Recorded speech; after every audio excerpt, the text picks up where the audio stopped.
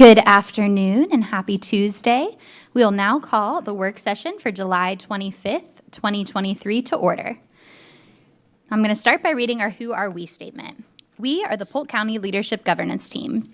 If we were to pick one phrase to define us, it would be student-centered, because when we come together to work, we lean on our diverse backgrounds and experiences to ensure that our decisions are focused on providing a high-quality education for all students.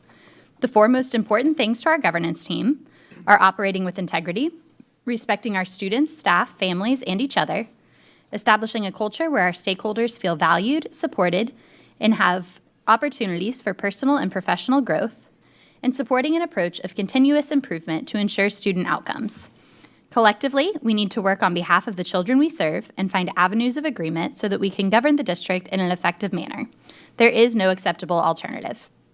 We will always collaborate in a respectful manner in order to enhance opportunities for each student and staff member. We will not disparage others. Our students will thrive because we will remain committed to supporting the whole child. We hope to engage and empower our students and stakeholders to create a community of lifelong learners. And with that, I will turn it over to Superintendent Hyde. And Madam Chair, members of the board, members of the community, and staff, thank you very much for being here this afternoon.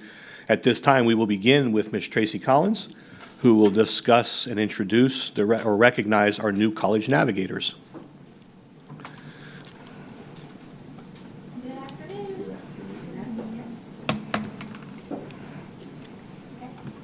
It's good to see everybody today. I'm excited to be here today. I think last school year, Ann Everett stood in front of you and shared a little bit about a project that at Mr. Green's vision we had started to come together and put together called PCPS Project College.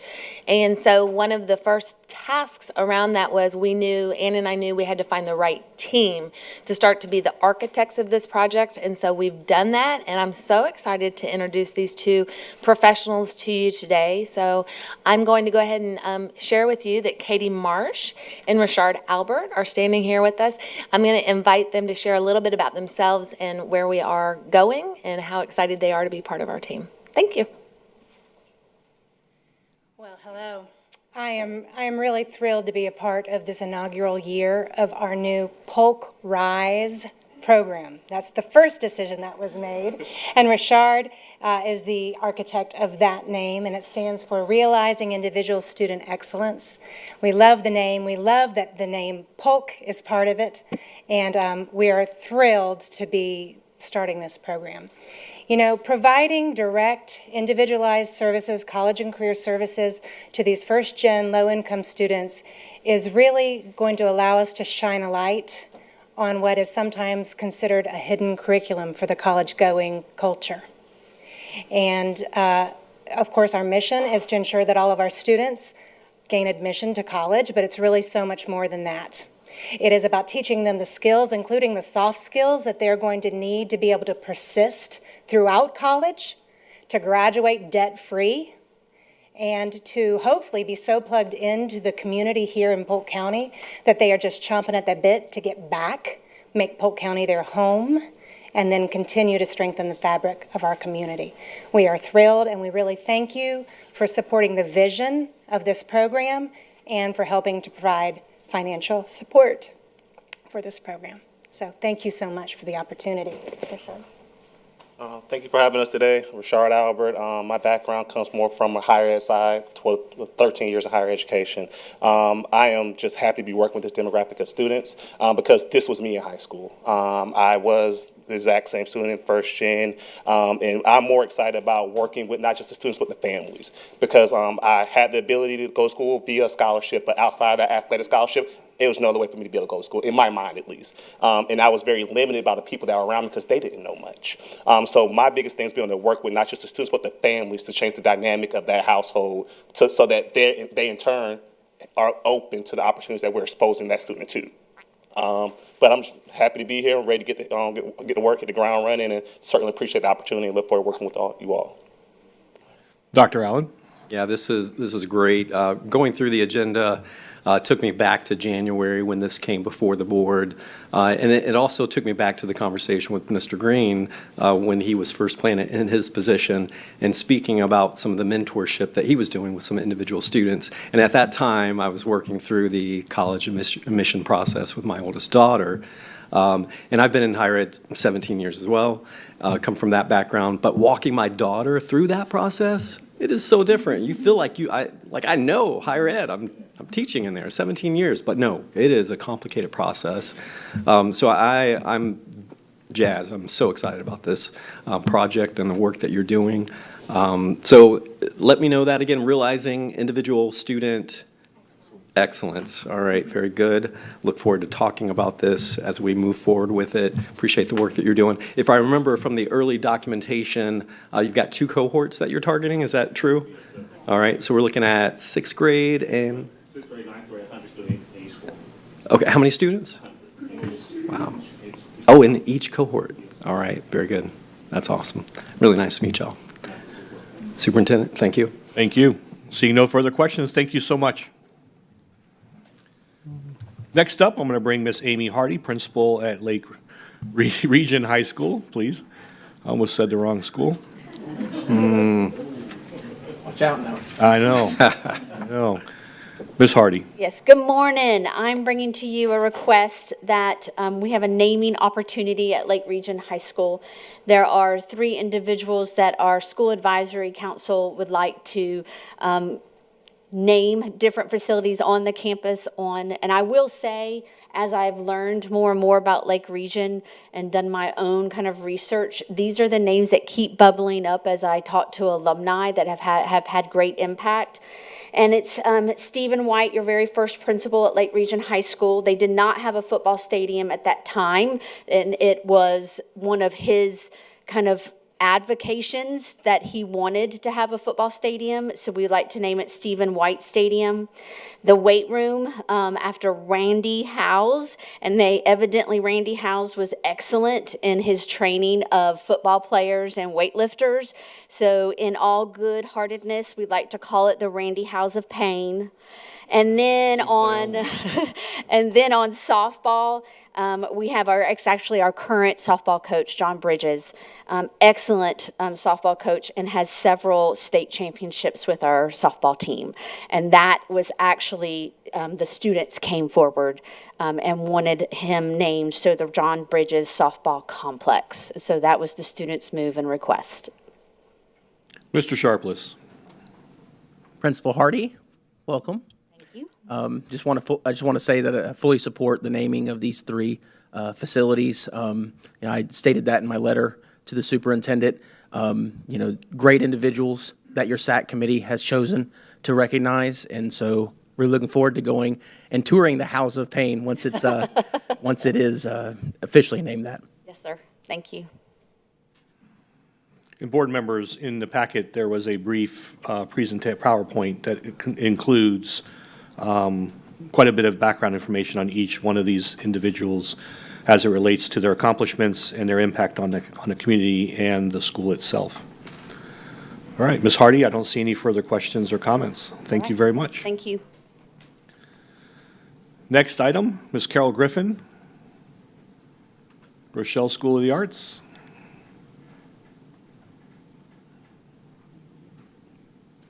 I will attempt to come back to that. Regional, please reach out to Ms. Griffin and ask if she plans on being in attendance today. Next item we have, I'll bring Ms. Candy Amato, Senior Director for Office of Charter Schools. Please come forward to discuss Bridge Prep Academy Charter Contract. She has several items before the board today.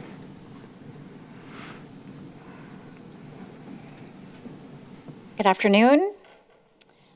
So the first item I have is just simply a contract modification for Bridge Prep Academy. They're just simply merging their board. So they had a board.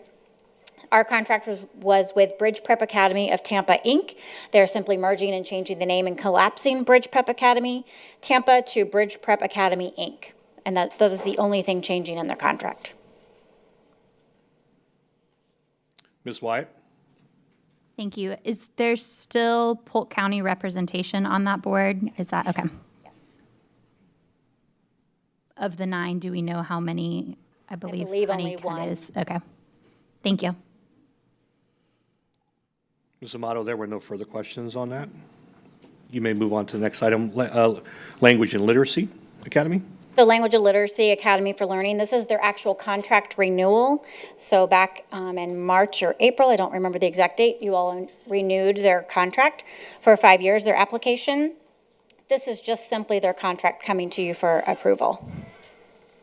Again, board members, several of you have spoken to me in light of recent events and the communication that we sent to Language and Literacy regarding some financial issues. However, the recommendation is still to approve the contract.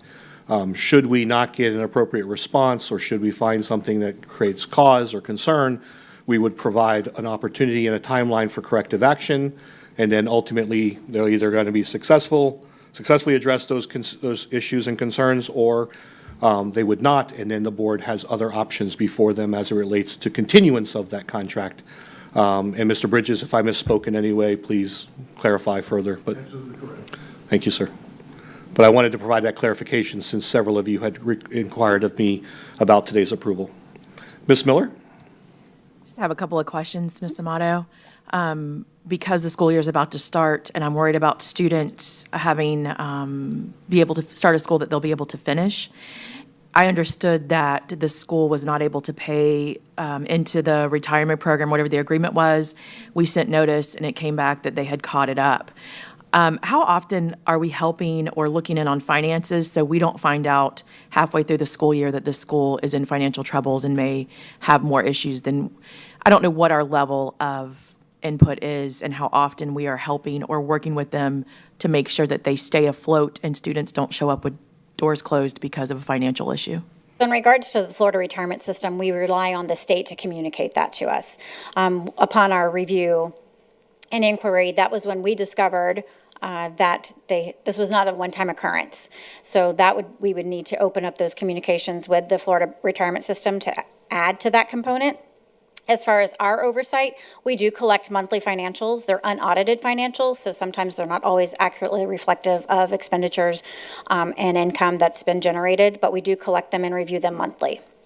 Will the board be notified if the monthly financials show a deficit or a concern? Absolutely. Thank you. Ms. Fields? I guess my question is, when we were having discussion about all of the discrepancies that they had concerns on, one of the things that I said is that what are we doing to support? And what kind of support have we given to language and literacy since we had our last discussion on this? So I would like to know, is someone going out and meeting with them and providing them with the resources that they need so that they can be successful? So we offer, all of our staff are available to all of our charter schools to address any concerns or questions or needs that they may have. As Ms. Amato pointed out, we were not aware of the FRS issue simply because we're not included in that information unless one of the schools has failed to pay into that system as required. And that could simply have been an accounting error. We don't know, and we're waiting for the response.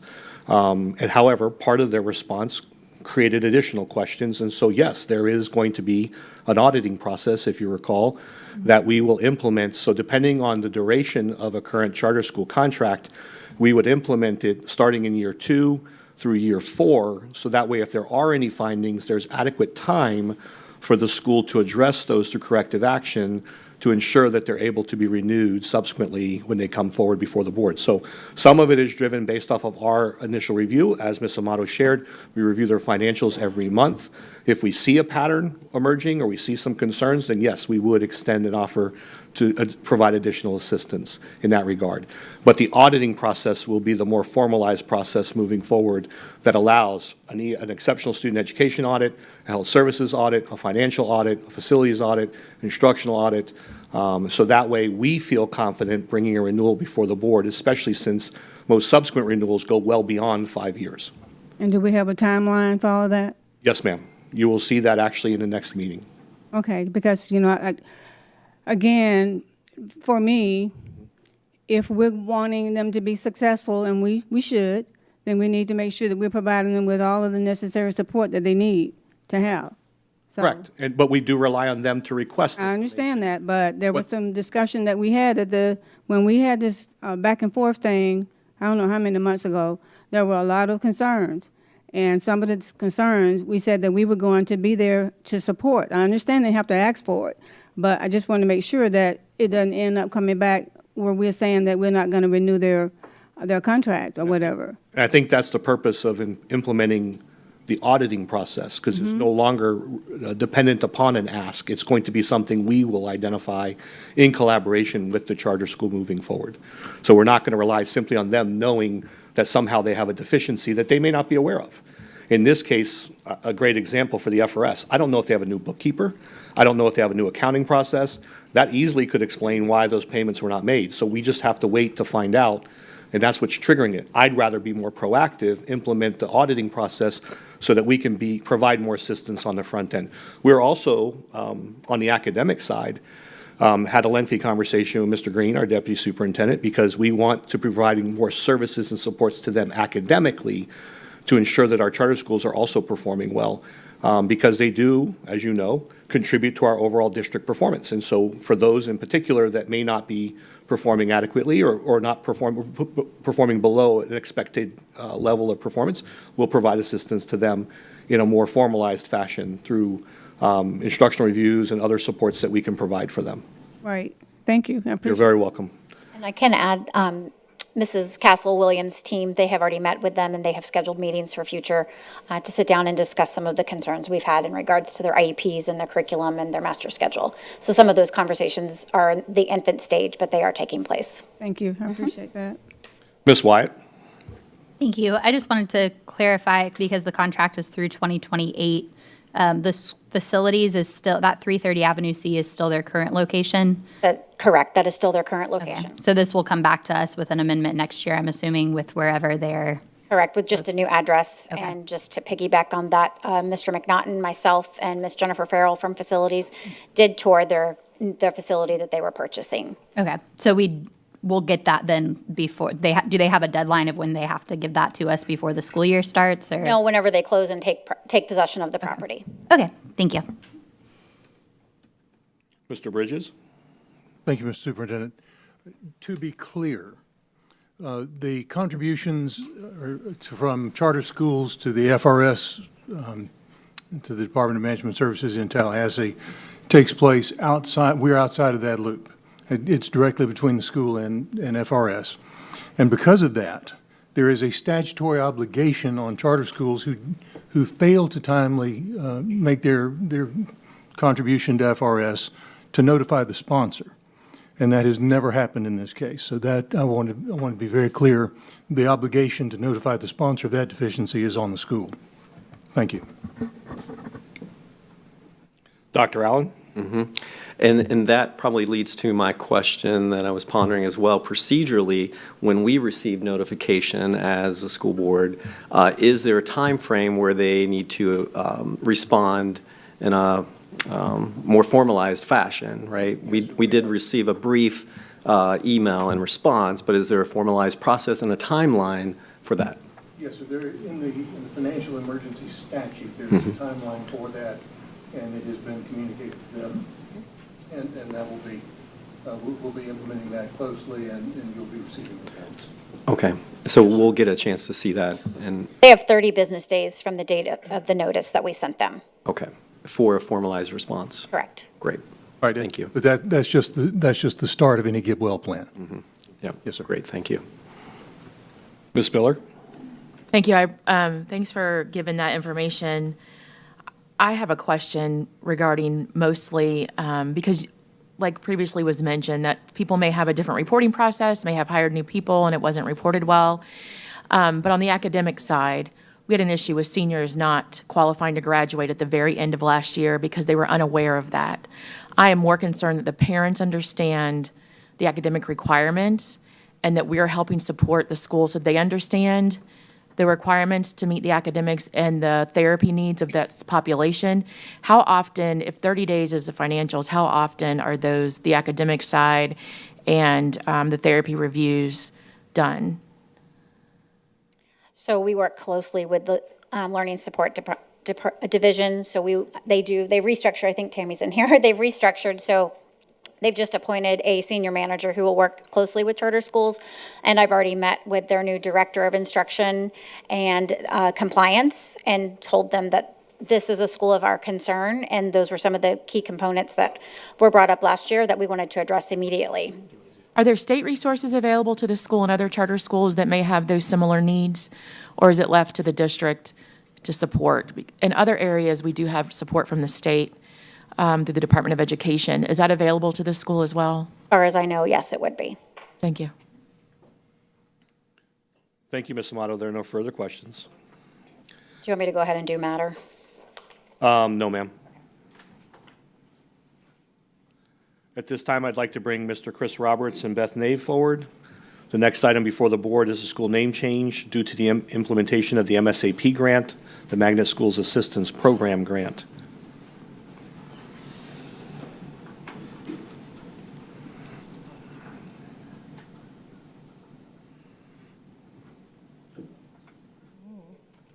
Okay.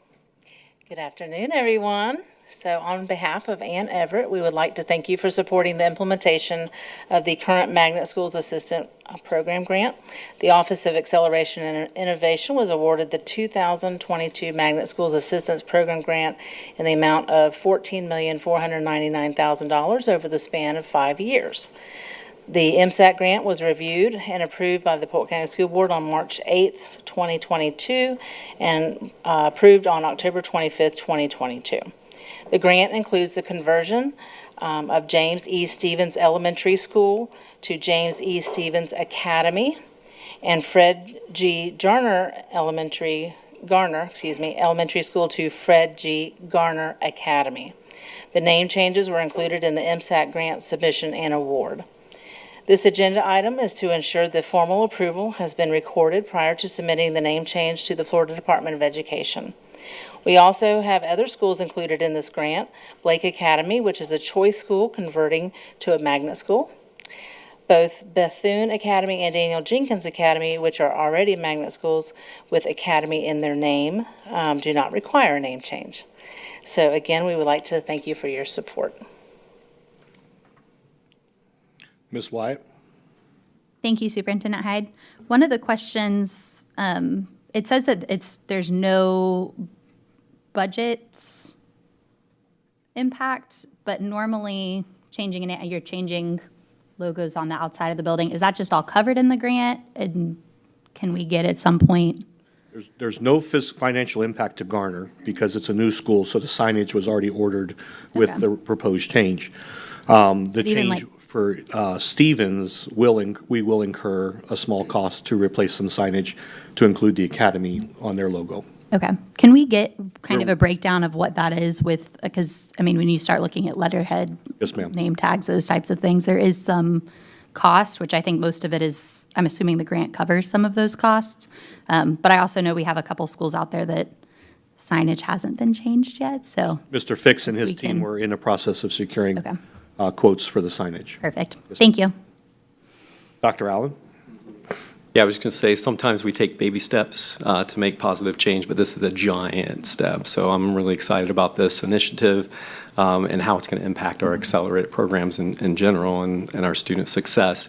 And being a product of James E. Stevens Elementary. So I'm very excited. My sister was just in visiting from Texas and did a selfie in front of James E. Stevens, so it just took me way back. And then I have cousins in that neighborhood that are attending, so I'm hearing from my aunts about the changes. They're getting all the communication in regards to their clothing, and that's big, right? It's a big lift for families too to go that way. So look forward to actually seeing their clothes closet build this next school year, so we can maybe have some hand-me-downs and pass-downs to save some money for those families as well. But I'm excited and really eager to see this move forward. So thank you. There are no further comments or questions. Thank you both. Ms. Amato?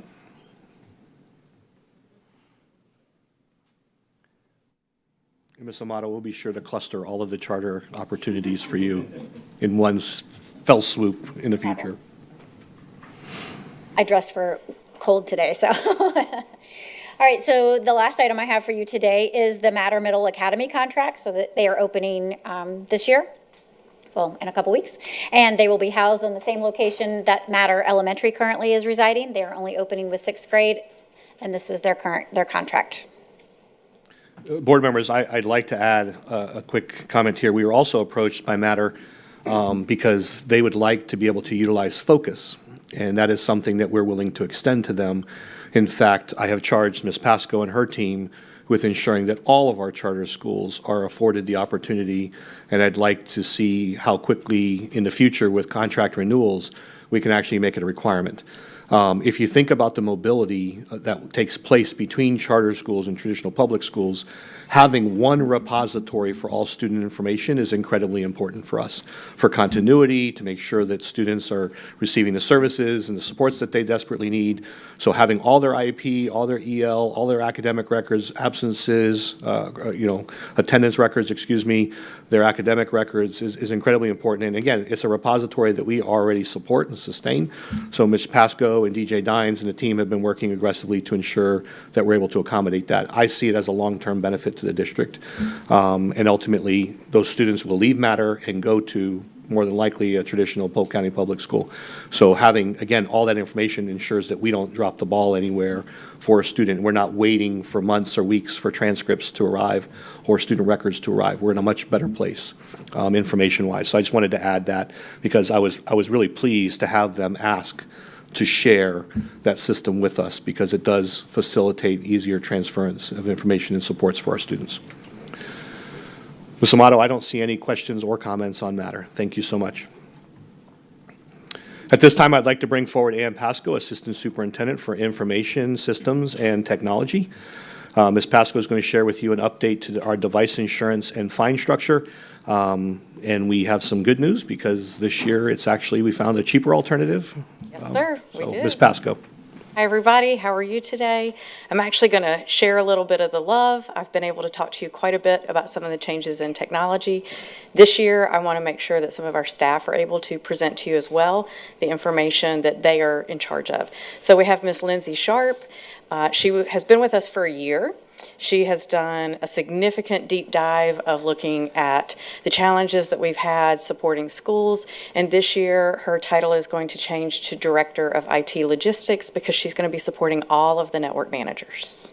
So she's going to be their advocate, working for them here with us at the district office, ensuring that we have support for buildings, and she has taken the lead for our device insurance. So at this time, I will turn the baton over to her. Thank you. Well, good afternoon. Thank you for having me this afternoon. Sorry, my husband jokes with me that I have a teacher voice all the time, so I have to be careful about how loud I get. This is our second year of going one-to-one district-wide, so we have over 100,000 student devices that we have out. We see that number growing a little bit each year as our enrollment continues to grow. And part of that is when students damage devices, we have a device repair and recovery fine. So you can see that we do differentiate for laptops and for iPads. We see breakage in things throughout the year. Largely it's screens that crack or lost chargers or lost sleeves. And insurance is a way to help with some of this. So to Mr. Hyde's point, we did offer insurance last year for student devices. But this year, I'm excited to say not only did we find a more cost-effective option for our families, we now are also offering staff device insurance, so staff members can also purchase device insurance.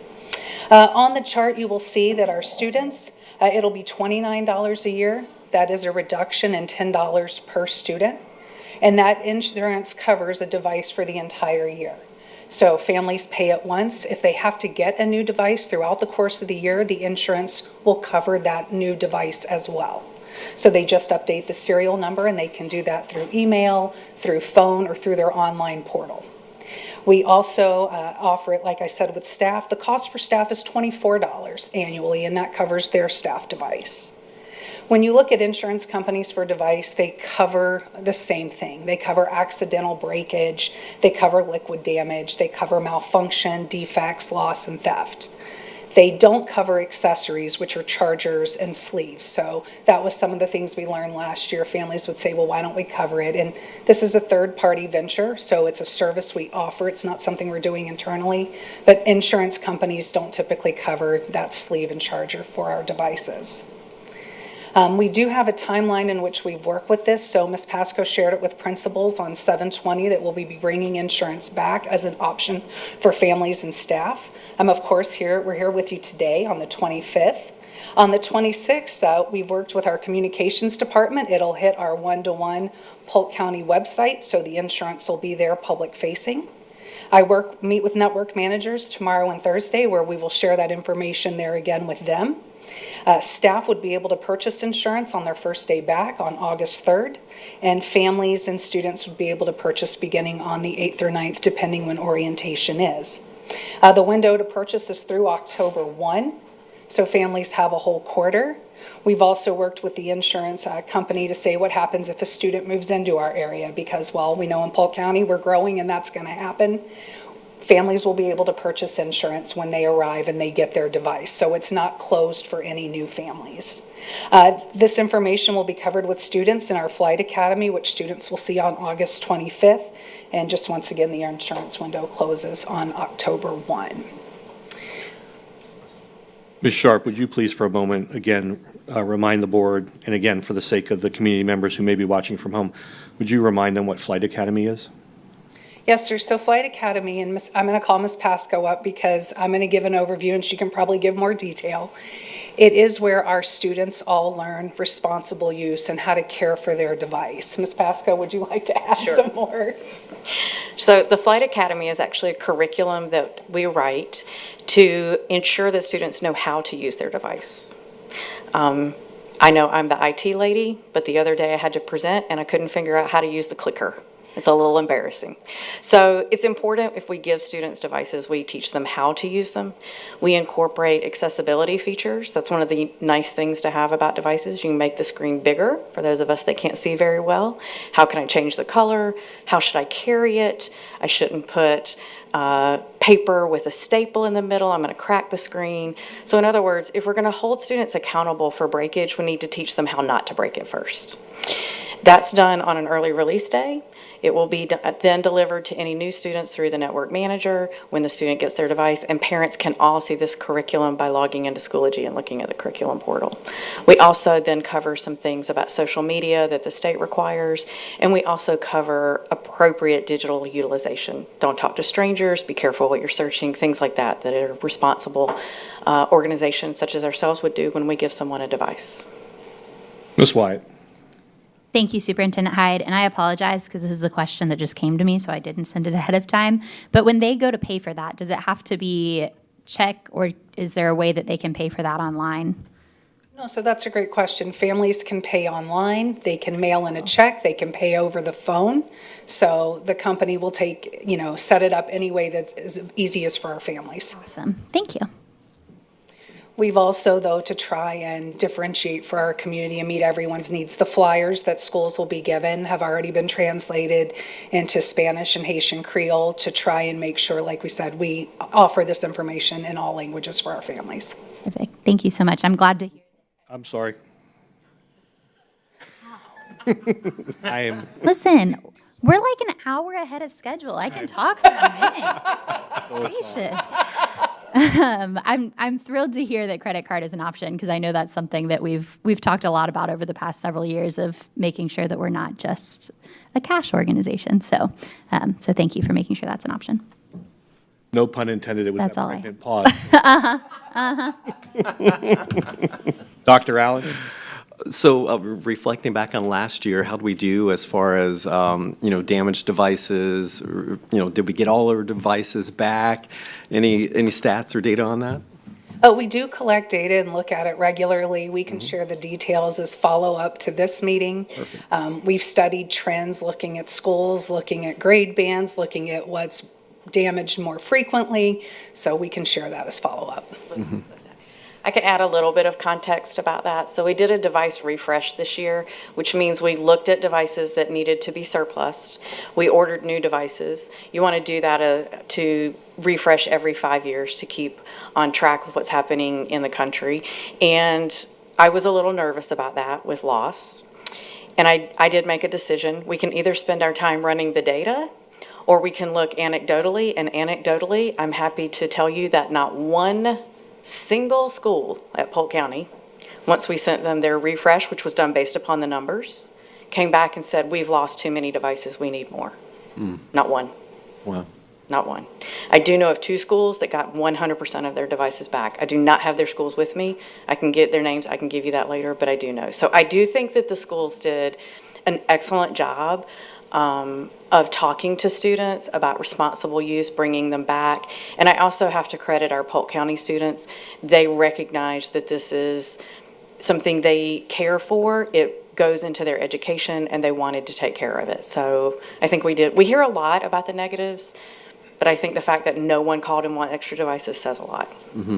Yeah, it's great. And I just wanted to say publicly, seeing incident IQ roll out and the communication around that as we approve those things, but to see the implementation. So well done, great communication as well, even in presenting this. So thank you so much. Great to hear like the media literacy component to this and the ethical side. Definitely hearing a lot of that. A big conversation too that I hear from parents is, can I as a parent add in a sense, some type of parental control to the device and so forth. I don't know where we're there, but maybe could you speak to that? I can. Working through some things on that with our filtering company, that is my desire as well. And so I've gone back to them and charged them with a few extra things that they need to add for us, so that then our hope is that we can roll that out to parents this year. Sort of cul-de-sac question. The Apple devices. Yes, sir. Do your students get issued an Apple ID? They do. It's a Polk County Apple ID. Okay, gotcha. Cannot use their own personal IDs. Yep, all right. That's why it's called a managed network. Yep, Yep. indeed. Yep. All right, well, thank you so much. You're welcome. Thank you, ladies.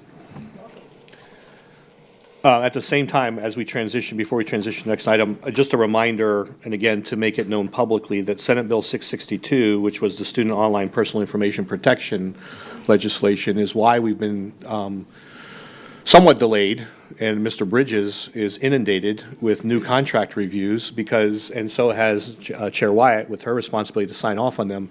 But we've had to go back to every company that we work with that has a digital footprint in our school district to make sure that they're signing the Digital Protection Act agreements with our digital protection agreements with our school district. It ensures that none of our student data is sold to third-party providers or utilized by third-party providers. And this is a statewide requirement. Initially, when we started sending the DPA contracts out to our vendors, we would get a little bit of pushback saying, well, we don't have to do this with everyone else. And now all of a sudden everybody else is doing it. So we find ourselves in a good place. But moving forward, thankfully, the process will be a little bit more streamlined because they're renewals and the original DPA is in place. Again, the whole goal there is to ensure that none of our student data becomes publicly known or gets utilized for marketing strategies or other reasons that obviously we don't want to have happen for our students or our families. So I wanted to go ahead and add that because Ms. Pasco and her team have done an amazing job working with Mr. Pitts, working with Mr. Bridges, Mr. Davis, and others to ensure that we have a streamlined process to get that through in a timely manner before the start of school. So, next item we have is the Florida Division of Emergency Management Mitigation Bureau Shelter Grant. Joshua McLemore.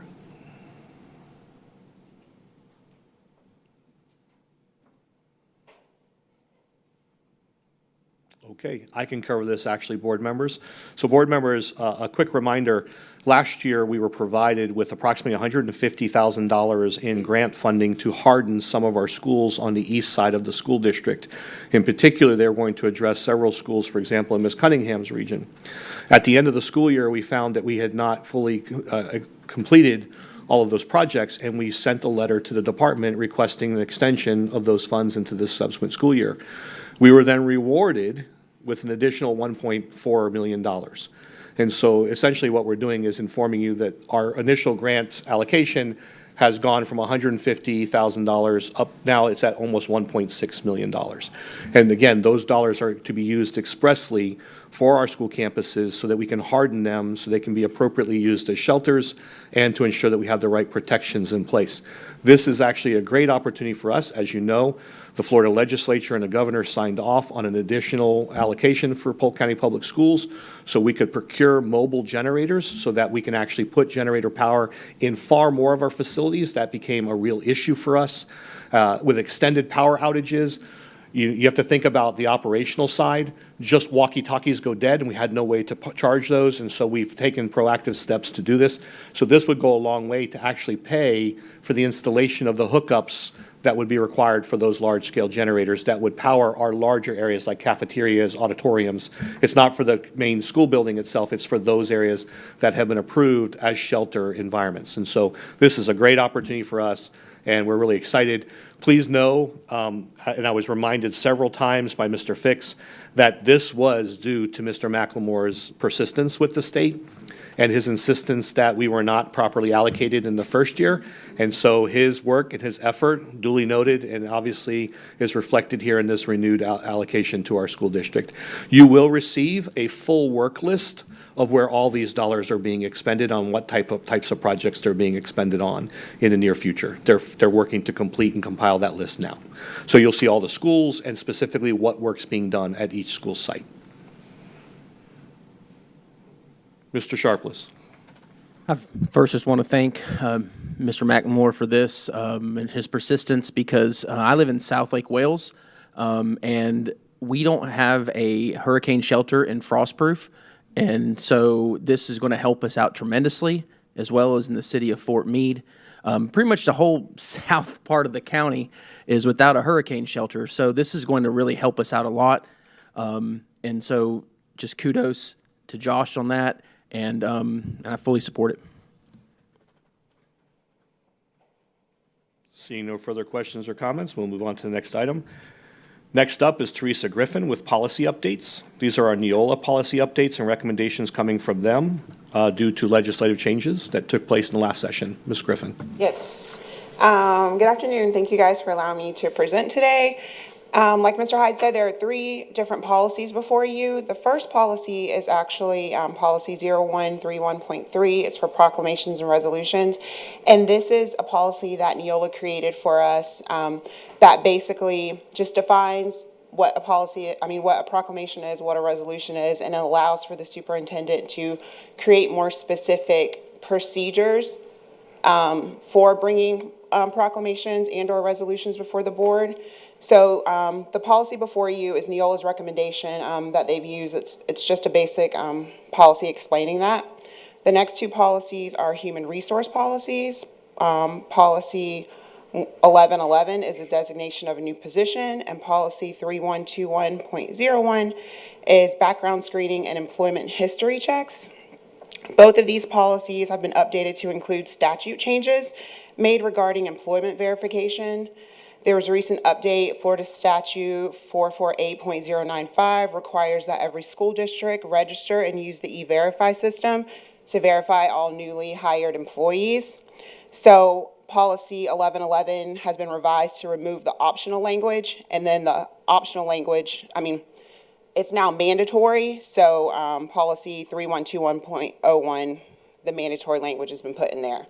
And then for all of these policies, they'll be updated, like the administrative, teacher, and support staff versions. Each of those will be identical to the changes before you today. Does anyone have any questions on any of these policies? I know Mr. Hyde plans to talk more about proclamations, but all right, well, thank you. Ms. Griffin, Ms. Wyatt. Sorry. Did you want to talk more about proclamations first? No, ma'am. Or do you? Okay. I am, in talking to other districts, I'm assuming Neola created this policy for us because other districts don't really have a policy regarding proclamations. It's been interesting, and I don't know if any of you have talked to colleagues across the state, but it's interesting that some districts do proclamations, some districts don't do proclamations. And I don't know if you've, as far as districts and other superintendents, kind of what their reasoning is behind Some do and some don't. But why are we doing proclamations? I mean, it makes sense for a city or for a county to do them for the entire residency, but how did we get here, I guess is my question, because historically, 10, 20 years ago, school districts weren't doing proclamations is kind of what I've Traditionally, school gathered. districts had done resolutions, or in the instance of initial proclamations that, based off what I understand, started about 10 to 12 years ago. The initial proclamations were very generic. They were very general in nature. They were not about special interest groups or special interest issues. They were primarily about, for example, and only because it comes to mind, I apologize, but we're going to recognize Bill Castle's football coach that retired from Lakeland, and June 3rd will be recognized as Bill Castle Day. They were in that regard.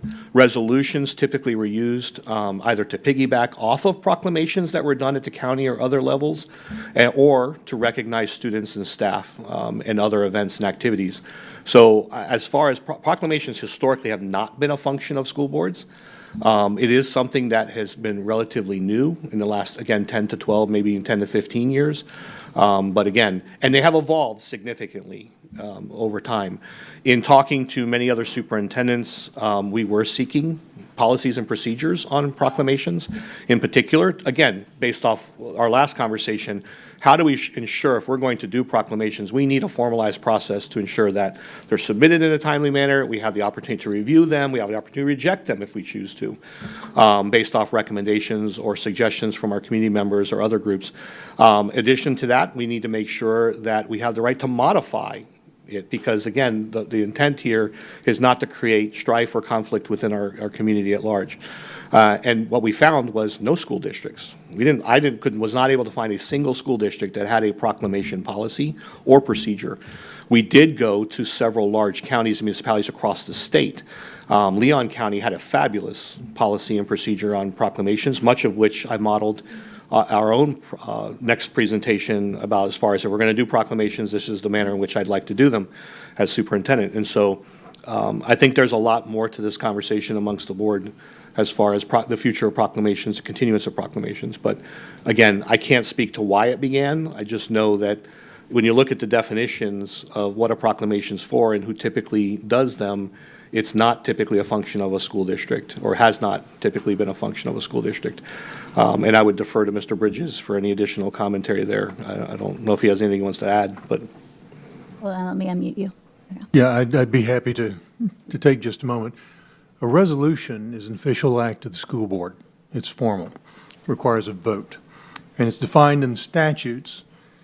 Oddly enough, it's defined in the statutes having to do with municipalities, not with school boards, but for our purposes, the meaning is the same. And the definition of a resolution is an expression of a governing body concerning matters of administration, an expression of a temporary character, or a provision for the disposition of a particular item of the administrative business of the governing body. You typically use these when you are buying or selling real estate, when you're entering into financial transactions, when you are doing things that are required to be spread upon the minutes and communicated to the Secretary of State, when you are establishing tax rates, that sort of thing. Those are substantive administrative functions of the school board. There is no statutory definition of a proclamation, but we find there are a variety, as Superintendent has mentioned, there are a variety of municipalities and counties who have adopted definitions. A good one seemed to me came from St. Augustine. A proclamation is an official public announcement or declaration given by the mayor and/or commission to formally recognize a special event which is deemed to be of interest and/or benefit to a significant number of citizens of St. Augustine. Proclamations are an excellent way of providing valuable education, awareness, and information to the citizens of the city of St. Augustine about the efforts and achievement of organizations that positively impact or enhance our community. This is my language, not the statute, but proclamations are largely ceremonial in nature. They're not official acts of the school board. Once again, resolutions require a vote, and for our purposes, proclamations do not. And I think that over time, superintendent's absolutely correct. Proclamations started out as being sort of non-controversial. You know, if there was a congratulations to one of our students who won an Olympic medal, you could absolutely do a proclamation recognizing that. It's not controversial. You know, it's not subject to debate. But over time, we've seen more and more proclamations requested of the school board, many times by special interest groups that support one side or another of an issue, which can create a debate. Now, when it's reported in the news, if the school board issues a proclamation, the news is not going to distinguish between a resolution and a proclamation. You issue it, and the news is going to report it that you've endorsed it. It has your imprimatur, your stamp of approval. And so you should, if you're going to continue the practice of issuing proclamations, consider as a board whether it is something that you want the board's imprimatur to be attributed to, whether or not that's official, because that's how it's going to be reported. Dr. Allen? Mr. Bridges, thank you for that clarification. I just want to say, going back to our agenda item here, Ms. Griffith, thank you for presenting these policies as well. So thank you for the work that you're doing. I'm glad you're here in that role as well. So, I don't know if we're staying on item number 10 as it relates to policy updates, or if we're formalizing the conversation around proclamations at this point. There's one more speaker, school board member who's requested to speak or comment. Gotcha. Okay. Well, I would assume maybe the reason I didn't get communication back from some of the larger districts that I reached out to was maybe you got the communication, or superintendent, you got the communication as well. But yeah, I'm with you in regards to no policies out there. Even in some instances where the board itself brought the policy, meaning that we as school board members would bring the policy rather than outside groups, in a sense, initiating on that. So, it was a little muddy water, for sure. And then even during the FSBA, understanding that Neola did not have a policy written, and that's our third-party vendor, which is pretty interesting as well. But I did have a very, enriching conversation with them, and we bantered back and forth on what that language could look like. So I'm curious, on the policy that you gave to us as a recommendation here, is there more language options that Neola gave? I would be interested in just seeing that in general. This is the only copy they've provided us. So they didn't provide us multiple scripts that I'm aware of. In fact, I sent them a very lengthy email with snippets from other policies that we had found, asking them to say, okay, could you please incorporate and ensure to define what a proclamation is, what a resolution is, and they were able to. This was the response that they crafted for us. Mm-hmm. I found it interesting that, could you have a proclamation that's not timely? And I don't know if you can speak to that, Mr. Bridges, but let's just say we read a proclamation 1 month.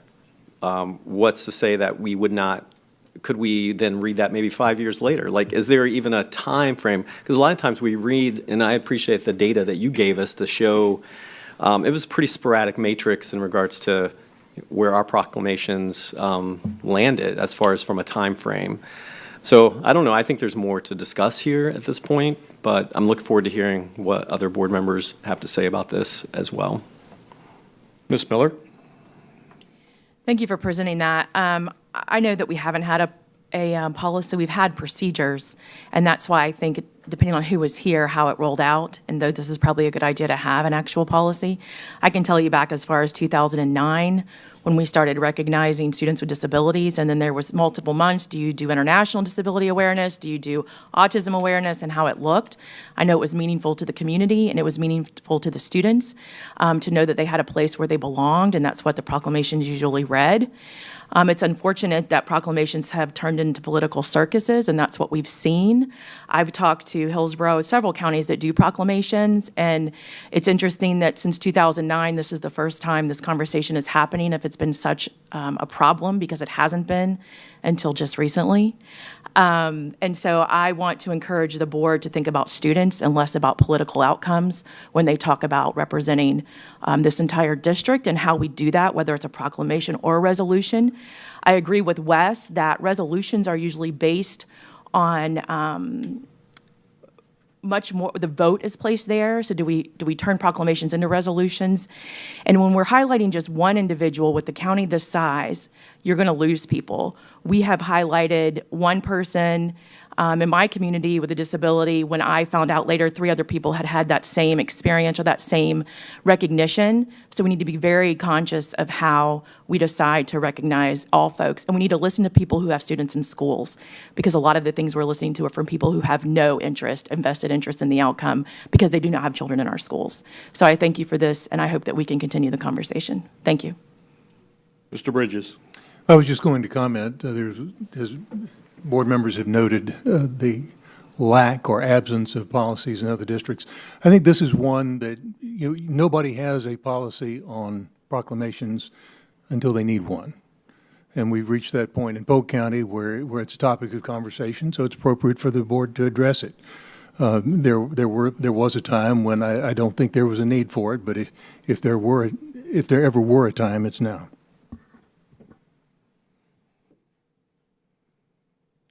Thank you, Ms. Griffin. Seeing no further comments or questions. Board members, the next item in support of policy was a recommendation, obviously, for procedures. We do not have formalized procedures, and I would provide on slide 2, I need somebody from IT to come back, or from the tech group to come in here, please, and fix the screen.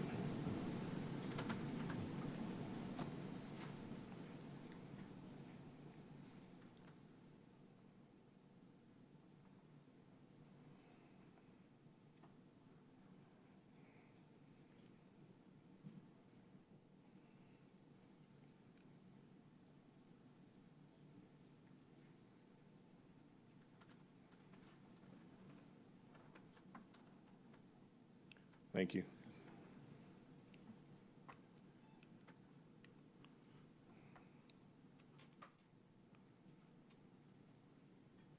I'm not getting any traction with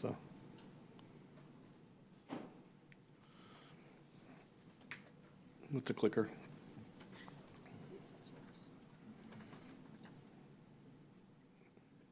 It did. Okay, board members, so in the presentation, you were previously provided a hard copy draft of this at our last meeting, and what you see here on the first slide is a historical review of our proclamation history. And what you will find there is we've been very inconsistent in the manner in which proclamations have been upheld or have been brought before the board for renewal each year.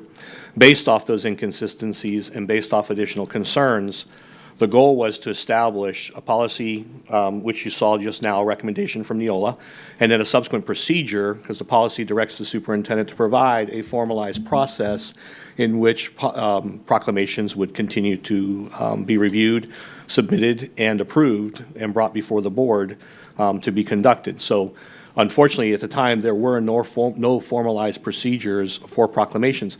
They were typically submitted through the Office of Diversity and Equity and Inclusion. However, that was not consistently done.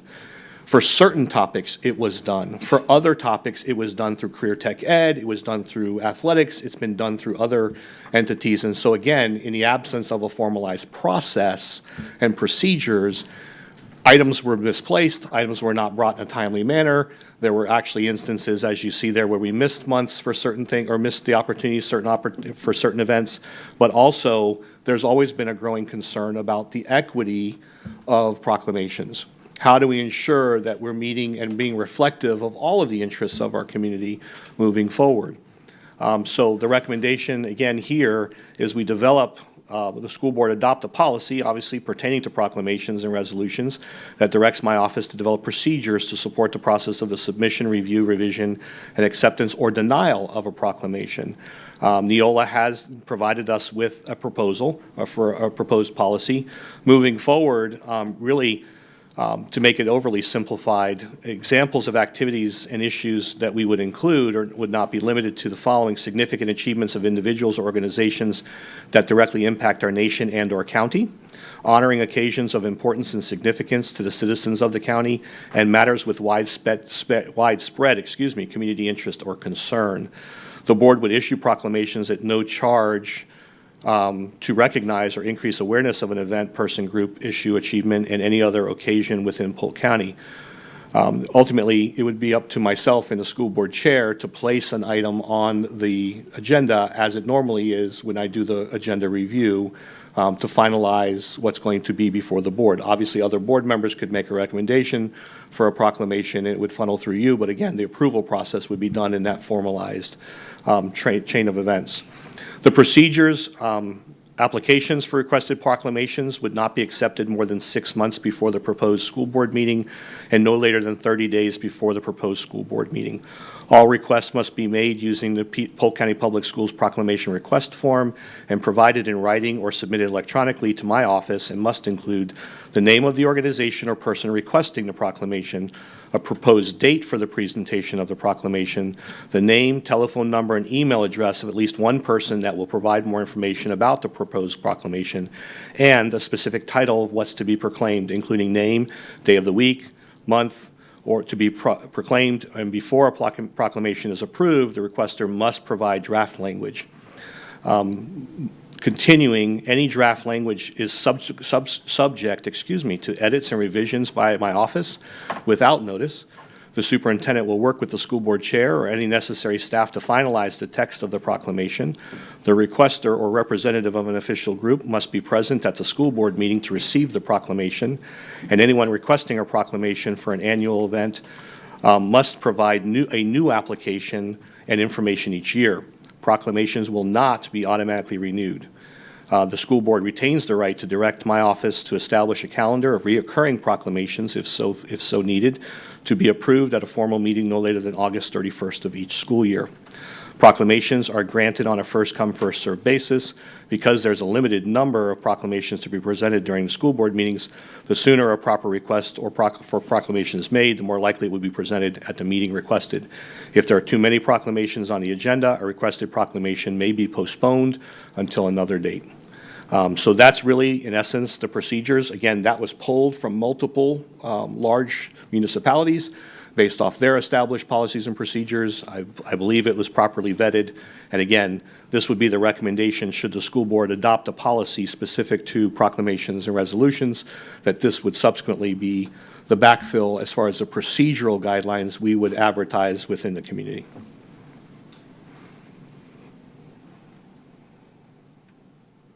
Ms. Fields. So my question is, it seems so convoluted. There are so many ifs, and I don't remember us ever having an abundance of proclamations to come before us. When we started doing proclamations, originally we voted. And then it became controversial because of some of the proclamations. So we decided we weren't going to vote, we would just do approval. And then now, with all of the steps, and I think the thing that concerns me is if the school board chair does not like the subject area, then they can pretty much bury it, and we would not know that. And Sarah Beth is not going to be the chair always. I'm not, nobody here is going to always be the chair. So some of it can be very personal. So I have a problem with a lot of the things on the proclamation. And so if we were going to vote on this, I would not vote in support of it. Well, you're not voting on it tonight. There's no request. I'm just saying that if we were, I understand that, let me finish, please. Yes, ma'am. I understand that we're not voting on it tonight, but I'm just making a comment because there's so many ifs, and it's so, as I said, convoluted. It's just too much for me to even chew on. Respectfully, procedures fall within my purview. I'd be more than happy to receive any comments from the board. Yes, sir. As far as, of revisions that you feel are necessary. The board's been in possession of this draft document for over a month. I've not received any other feedback outside of this meeting and conversation, so I'm very receptive to that, as you well know. And if you would like it to be beyond just the board chair, happy to do so, because I think that's a very valid point. However, moving forward, we need to have formalized procedures. And while they may seem complex and convoluted, we need to have a formalized process, because if you go back again to the history, we've missed a lot of opportunities to do things that we historically should have continued to do, to honor and recognize certain groups and individuals within our community. And so as a result, those are failures on our behalf. And so I don't want to continue to have a haphazard process in the school district. I provided a 5-year history, not a snapshot, a 5-year history of that. And so I believe we need to have procedures. I don't like operating in ambiguity. And so if the board wants to adopt a policy, then I need to adopt a procedure. And so again, very receptive to any feedback from board members as far as changes or tweaks you'd like to see to procedures. But as I shared, these came from large municipalities who have successfully implemented these procedures for several years. And so this is not something we made up in my office. This was something that was well-researched and vetted, and I'd be more than happy to provide those links to all of those municipalities that we reviewed, because this, again, much of this came with some modifications from their policies and procedures. Because again, I believe it's important for staff to understand what the process is going to be and who this is going to be assigned to, so we ensure that we don't make mistakes moving forward. And I agree with you. I agree that procedures should be in place as well. I just think that sometimes we can be over the top on procedures. Certainly. And so, yeah, we've had this for a month. Unfortunately, I have not had time to look at it like I should have. So I give you that. But I do think that to put the proclamation in the hands of 1 or 2 people, to me, is a concern. Yes, ma'am. Yes, ma'am. Mr. Nolte? I'd like to say that I agree with what pretty much everybody said here. When I ran for the seat, I ran to make a difference like I know everybody else has done here. And I haven't been here that long in the seat, but I have probably spent more time listening to people, reading, hearing from different groups about these proclamations. And I really think that we should put our time into reading, writing, and arithmetic and get our test scores up. I mean, this to me is, okay, I've been around a while. I remember when we did a proclamation for the Lakeland football team. And it's changed over the years to the point where if someone disagrees with you 30 years ago, you'd say, okay, well, you know, you have your opinion, I have an opinion, and that's it. I mean, the last school board meeting, it was quite interesting, and I think we're here, I know we're here. We're here to educate the students, give them a good background so they can go in life and expand and do what they want to do. I think all this time we're spending on the procedures and proclamations and all this stuff, it's time consuming. And I think that there's a simple answer. And I know we can't vote on this now, but I'd like to make a motion that the next meeting we vote to do away with all these proclamations. I think we need to spend our time with the students, with the children, increasing these scores. I looked at the latest scores and I was dumbfounded. We've got to get together and we've got to work together. And I really think that we're spinning our wheels and wasting our time on this. So I definitely want to make a motion that we do away with these proclamations. Let's talk about it next meeting and vote on it, I hope, if I get a second. That's not how it works. Mr. Bridges? Yeah, my suggestion on that is you're going to be having a conversation about this at the next board meeting. And if you, Mr. Nolte, would like to request that the superintendent put an item on the agenda, he certainly may do that. And that way it would be timely and published, so the public would have the opportunity to comment if they wish. Okay. Does that work for you, Mr. Nolte? Yeah, that sounds fine. That sounds great. Thank you. Certainly. Ms. Miller? Thank you, Superintendent. I almost lost my train of thought there for a second there because we went way off. What I want to say is that spending time with students, if you spent time with all students of our district, you will realize there are people from every walk of life, every ability and disability, every socioeconomic background, every ethnicity. And if you talk to all of those people and not just a few of certain groups, you will see that it means a lot for someone to be recognized. What I just read here is what we already do. So when we read a proclamation, we usually highlight someone. Black History Month, it might be someone in the community that's done a lot for the community. It maybe taught at one of our schools for a long time. Disability awareness, it was either a staff member or a student who's gone on to be employed and done amazing things. And it really meant, I think that's where you connect with the community. The community understands that we represent all children and all staff. We don't forget the staff here. We do have staff that want to see themselves represented in the decisions that we make. And I think it's important that we do that. This is restating what we already do. The one thing that we don't do is vote on it. I am not opposed to voting. I remember I wasn't on the board. I remember when you used to vote on these things, and it did get controversial for some of the same reasons that is controversial right now. And you had very vocal board members that would not vote for certain proclamations.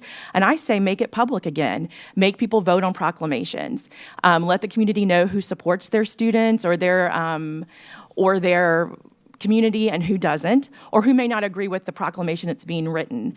To take things away that recognizes superb students in our district, I think would be a failure of this board, and I would hope that they would look at trying to maintain without being involved in the Twitter social wars of some very few minuscule groups who like to make decisions for the many. And I think that we should listen to all of our district. I know for a fact that people have came to me later and showed me the proclamation that they received from our board in a frame. They'll have it hanging in their office, and they're so very proud of it. So whether it was even Hispanic heritage, we didn't do a lot with Hispanic heritage, and we added that in. And for our students, that meant a lot. And for some of our staff, that meant a lot to them to say, listen, we're so glad that you're here and you're giving your talents to our county. And so I would not be supporting getting away with proclamations altogether. I would not also be, I would support it going back to vote if that makes the board content. Thank you, Superintendent. Yes, ma'am. Mr. Sharpless. I first just want to say that I think there's a time and place for proclamations, and I think personally that's at the municipality and the county level and not in our school district. I've asked school board members from across the state that I've met through the FSBA, and many of them do not read proclamations at their school board meetings, mainly because of the divisive nature of sometimes the national politics creeping into our school board meetings. From an outsider at first looking in, I've seen that. Now as a school board member, I'm seeing it even more. So while we certainly are not to take votes during our school board meetings, I think a consensus can be asked for, and to see where our board stands on this, so that way moving forward we could, Superintendent, you could formalize a policy or not. So I'm asking right now for a consensus on where's our board feel or what we should be doing at proclamations. And I, for one, would be in favor of not reading proclamations anymore at our school board meetings. Should we also do your comments first? Yeah. Okay, sure. I'm sorry. Oh, I didn't know. I apologize. Ms. Wyatt. Thank you, Superintendent Hyde. My concern with proclamations is more, even looking at this list, we at one point did a proclamation on SIDS, which is the sudden infant death syndrome, which does not appear to be something that would be super prevalent for a school district to do, as we do not have infants in our school district. The topics that we're doing proclamations on, I feel like are starting to creep beyond what's actually focused on education and the betterment of our students. My vote would be, I'd be much more in support of using our proclamations similarly how our naming rights have become for many of our buildings, where we have a great coach and do we just heard about Stephen White and how incredible he was as the first principal at Lake Region, and we're naming a facility after him, doing proclamations for things like that, as opposed to proclamations for for everything under the sun, and it being something that our schools can submit to recognize either a student or a faculty member or someone in Polk County Public Schools that has done something really great. That I tend to agree with Mr. Sharpless that the proclamations that we've been doing have gotten a little out of hand, just in that several of them are not necessarily even about our students. So that's where I am at the moment. Yes, ma'am. Ms. Cunningham? Thank you so much. I, too, would have to agree with Mr. Sharpless, exactly on point. I think we have gone away from the intent, having been here years ago, to doing them a lot more frequently and for almost any reason that someone is asked of us. And again, we're trying to be fair and kind and provide recognition when asked, but I think there comes a time, going back to what Mr. Nolte said, that we need to spend less time worrying about these procedures and who can come before us and who can't, and, you know, where's that fine line? Did he met it, but she did not, but why?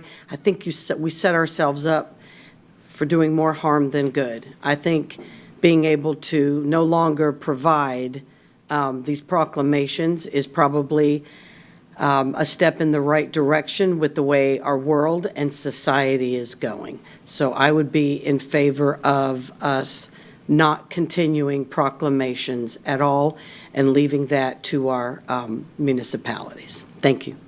Ma'am. Dr. Allen? Yeah, I just want to say thanks to the board for their contributions on these ideas as well. It's just really helps me think through, and just going back to FSBA in Tampa, actually just sitting next to you, Superintendent Hyde, as you were working on this and trying to compile. And so, you know, this is a big distilling of practices, so I appreciate that. Now, I would go back to your conversation, Superintendent Hyde, about Bill Castles, and it drew me, well, if we're going to talk about Lakeland football, which Mr. Nolte did, I don't know. Were you saying no to Lakeland football? I mean, go Dreadnoughts, go on. Yeah. So I think I'm drawn to the language, even Ms. Miller used it as well, but recognizing. And I think we already have a policy for recognition. So if you go to policy 9300, to me that stands as doing what you were speaking about as it relates to Bill Castles, and even Ms. Miller, what you were alluding to. But I'll read the opening line of it, and I'm sure we're familiar with that. But the school board values excellence and wants to recognize and thereby encourage staff members, school volunteers, advisory committee members, and community members whose achievements and or service exemplify the excellence that is in our district's standard. I stand by that policy that we currently have in place to recognize the good work of our staff and volunteers within our school. And what I like about this one in particular is it funnels to really focus on education. So in general, I mean, I'm in agreement with what Ms. Fields is saying, that yes, the sense of empowering a limited amount of voices can be alarming, especially, you know, because our seats change, for sure. And so I like that perspective. In general, I think time, you know, just reflecting on how much growth we've had, our school board meetings are long, and we have a lot of work to do. And I think we can still recognize significance and excellence by holding to this policy, in a sense, and not necessarily needing to create a policy that we don't have. So I would probably at this point not be in favor of bringing a new policy forward. Ms. Fields? I think I'm a little bit baffled by the whole thing, the conversation that we're having. I don't see the controversial issues that others see as it relates to proclamations. I can't even readily think of any proclamation where it's been controversial. And if and when the vote comes, if it comes, whether or not to continue to have proclamations, I will not support not having proclamations, because I agree with Ms. Miller. I think that a lot of the work that we do, even within our school district, when our staff come and they have an opportunity to receive proclamations, they have an opportunity to have comments, and they are educating us and helping us to better understand what they're doing. I see the value in that. So actually, again, I'm just kind of baffled how we went from one extreme to another. But I would definitely not be in support of doing away with proclamations. Ms. Miller. I think I'm just going to address what this issue is. It's kind of where everybody dances around this for political reasons. You have a group in this county that didn't like the Pride Proclamation, did not want to have it read, and they claim that they stopped it. I just want this on record. Changing this to what the superintendent just described would not stop a Pride Proclamation. What it would do is you would highlight an alliance, a student at a school. Someone could offer that person to be recognized in the month of July or the month of October. I think that's great. We still should vote on it so the public understands who supports all students and who do not. I think that what we're doing, changing it to what we're doing works. If we can still, I'm concerned, as Ms. Fields had mentioned and Mr. Allen had mentioned, that it would be down to just a few people approving who would be recognized. I would like to see what that looks like, how that process would be. And so if it's Black History Month and that offends you, you need to vote about that. But if we have someone come in that's done great strides that we need to recognize, what you just read would allow that. So it would just change how we do it instead of the random proclamations, which I think is smart because we do get things in that really don't apply. We have staff that have recovered from cancer, but there are lots of cancers. And so we leave people out when we don't recognize everything. So if there's someone in the community, in the school community, or the board wants to recognize for whatever reason, if that procedure is clear and there's more of a say in it, then I would be supportive of that. But doing them away with them altogether, we just need to be very clear on what the expectation is for the community and for the staff. Thank you. Ms. Wyatt. Thank you. Clear as mud, Superintendent Hyde, on yes, ma'am. your marching orders. Yes, ma'am. I just want to clarify that we've had at least two that I can think of, and correct me if I'm wrong, Superintendent Hyde, this spring that have come from outside of Polk County groups. That one was, they were having a 100-year celebration. It was a group out of Orlando and just wanted every district in the Central Florida area to send a proclamation in. We could find no link that they had ever been involved in any of our schools. And it was essentially the proclamation, which they wanted us to vote and have signatures on, was that they're a great partner for our schools, that we could not find any evidence that they had ever been in our schools, even upon asking. So that is a little bit of where this came from, is just making sure that if we're going to do proclamations, we know who they are for, if they're community members, if they are involved in our schools, but that the national issues or groups that are outside of Polk County and unrelated to education can't creep in. I know it looks like we have one more speaker, but we didn't so I was going to ask for a consensus. So, Yes, but ma'am. I'll let you keep going. Mr. Sharpless. I just wanted to reiterate something. When I talk about national, when it goes back to these proposed procedures, this is one of the examples are just matters with widespread community interest or concern. That pretty much leaves it wide open to anything. And so that's part of my concern is if we only have the superintendent, school board chair making decisions on these proclamations, and then also combining that with matters of widespread community interest or concern. I mean, who defines that? What is widespread? Is that, 3 people in one community, or is that, impacting all of Polk County? That's one area. Occasions of important significance to the citizens of the county. Well, what is important and significance to the citizens of the county? It's just, to me, it's not clear. So that's why I'm in support of not doing them anymore, because it just doesn't seem, it seems like anything could be turned into a proclamation. And I'm concerned that some of these outside groups might, filter into Polk County. And if we have a board chair at that time that has no problem with, whatever XYZ is, then that might be an issue, for all the board members. And I understand we elect the board chair as a majority, but that doesn't mean every time that we're going to agree with what the board chair, even though Sarah Beth, me and you get along very well, it doesn't mean we're going to agree on 100% of the issues. So that's just my 2 cents. Yeah, again, I wanted to be clear. And obviously, based off Ms. Field's feedback earlier, and your feedback and that of other board members, it's very clear that the board wants to be, more involved in defining and determining whether or not a proclamation should move forward if we continue with the process. Again, my goal is to create procedures so that staff, myself, know exactly what's expected, and that somebody can't, a week prior to a board meeting, show up and say, this is incredibly important, and I got 3 board members that are saying they agree, we need to rush it and get it to a board meeting. Not going to happen.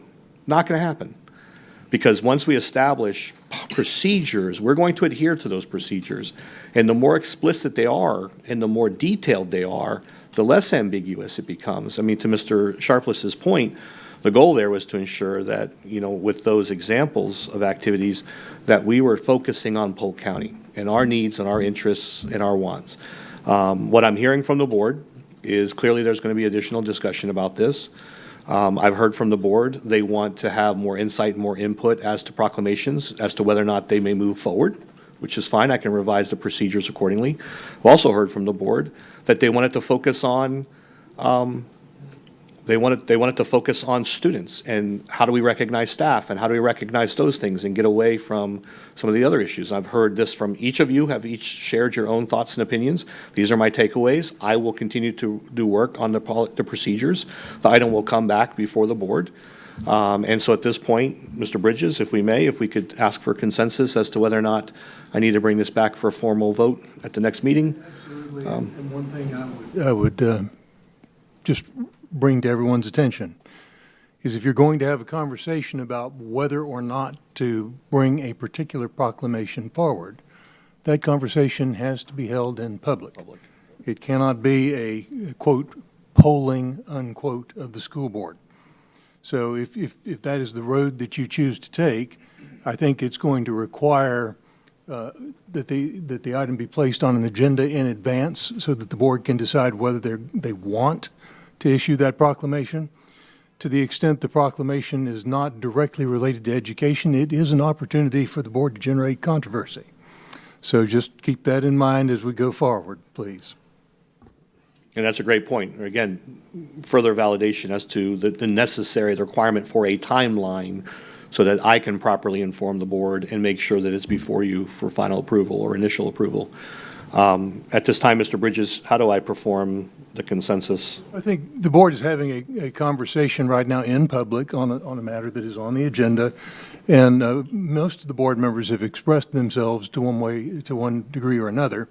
But I think it's not inappropriate to simply ask the board, do you wish to have an item on the next agenda as to whether we're going to continue the practice? Based on Mr. Nolte's suggestion and comments by the board, I would ask the board to informally ask for consensus as to whether or not you would like to see an item come before you at the next board meeting to discuss the continuance of proclamations or discontinuance of proclamations. Let's do it. The continuance of proclamations. Dr. Allen? Yeah, so just a minor question. So if we have no policy or no procedure in place at all, are we voting on something that's non-existent in a sense? I don't think so. Yeah. So do we need to declare that we're not going to do it, is what I guess. The board weighing in to say we want to continue the process or not. If you want to continue the process, then it's not inappropriate to adopt procedures that govern it. If you're not going to continue that practice, then logically would be no need for a policy. Yeah. Does that make sense? Right. Sort of. I mean, process, but if there's no In a procedure, it doesn't lawyer really sort of determine way. the process is what I guess what I was getting at, if that makes sense. But I mean, I think conflict's already there, right? And, you know, we observed conflict based on proclamation. So the fact that we're possibly going to incite conflict is not necessarily true. I mean, because it's already present. Well, I guess the question is whether you want to make it your conflict or not. Correct. Whether you think as the school board it is a conflict worth taking on your shoulders. I'm fond of reminding people that they're under no obligation to attend every argument to which they are invited. Yeah, indeed. Thank you, Mr. Bridges. So again, I'll ask for consensus amongst the board as to whether or not I should bring an item or place an item on the agenda at the next meeting that will allow for the continuance of proclamations. Ms. Miller. If you do not place an item on the next agenda to have conversation to allow proclamations to continue as they currently are, does that mean that recognitions will end as we see them? Like, if we don't explain how this will change what we're currently doing, so do nothing and keep up what we're currently doing? Is that what this is? WA asked this, and I'm just trying to confirm what he was saying. If you do not add this subject matter to the next agenda, then what? Well, I think the situation is that a board member has expressed an interest in discontinuing the practice. If there are other board members who are interested in discontinuing the practice, then it's not inappropriate to place an item on the next agenda to have that conversation and vote on that. And if the board says we no longer want to continue the practice, then you cease the practice, you don't need a policy. If the board says, yes, we would like to continue the practice, it's a worthy and worthwhile practice, but we want to put some parameters upon it, then it is appropriate to have the conversation and proceed to develop a policy. And I believe further, the board has existing processes or policy, as it relates to recognition. So that would not go away for employees or students or anything else the board would like to recognize through that formal process that already exists. And that process is listed in our policy and bylaws? It is policy 9300. Thank you. Yes, ma'am. Yes, special recognitions are dealt with separately. Yes, ma'am. At some point, I'm going to get a consensus answer. Ms. Wyatt? Thank you, Superintendent Hyde. I just want to clarify, because of timing, our next board meeting, we could not bring the policy for a vote anyways, because it won't have had 30 days to sit. Is that correct? Right, it would have to, you'd have to have a first reading. Right now, what we've got is a proposal to develop a policy. So the language would have to be developed. Well, we just heard the policy before this item. But the language itself of the policy, what would be published, has to be developed before it can be The advertised. policy was already developed. We heard that before in the, when Ms. Griffin was up here. Neola's policy If that is considered the first reading, then we could advertise for a public hearing. for September. For September. I would ask But for not- authority in August. Okay, because typically it's 30 days from the time that we read it in a work session. Right. So if you asked for it today, it would be on this, because of the timing for August, it wouldn't be on the August meeting. I That's can do that. less than- so it would come in September. I can certainly do that during the attorney's report today. Okay, my thought was if we want to go ahead and advertise for that, if we're thinking it might come in September, but then if we could get consensus to bring the topic of what the procedures would look like to the August 22nd board meeting, I think it is. I think it's 22nd. And then at that time, we can make a decision whether we want to pull it from 22nd would fall at 21st. the September 6th. Does that make sense? So asking for consensus to bring the discussion to the work session and a vote to the board that evening about whether or not we want to. So we can have the discussion in work session, whether or not we want to continue, what the policy would look like, and then vote in work session that evening as to whether or not we want to move forward with a policy or move forward with proclamations. In September. So I think we can vote on whether or not we want to move forward with proclamations back to back in August.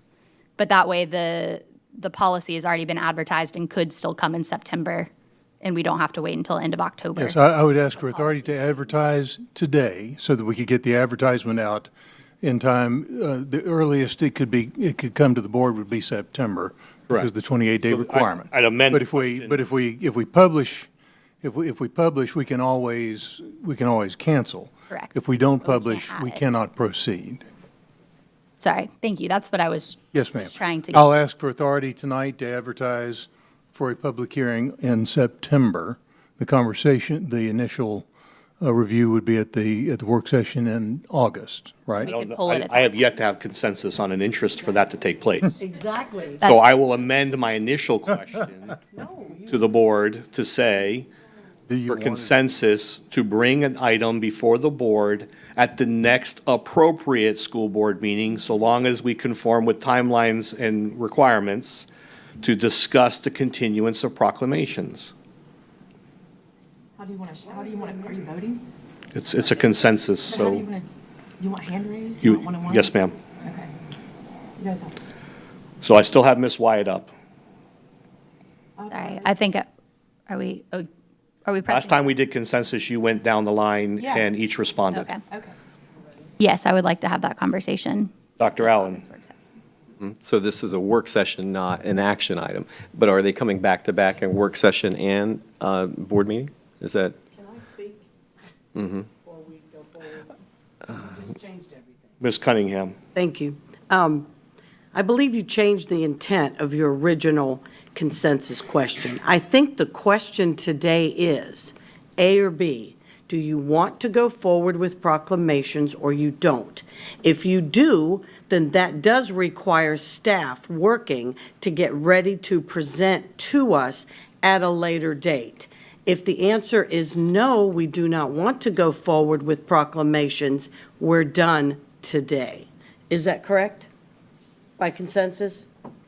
Yes, you're Thank you're directing the superintendent whether or not to. Move to- forward. To bring an item at the next board meeting for a Right. vote. Correct. That was your original. I think we need to stay with that, Okay. if that's okay. Because otherwise, we're muddling it about this meeting and then 30 days. That's not the issue. I think the question at hand is today, do you or don't you, are you in favor of continuing proclamations? Yes or no? If you are, and there's a substantial consensus, then we would direct you to prepare that for whenever that next time frame would be. But if the decision is no, then it stops here. I think that's where we're at. Mr. Bridges, is that accurate? Because based off our conversation, I thought it had to be a formal vote from the board.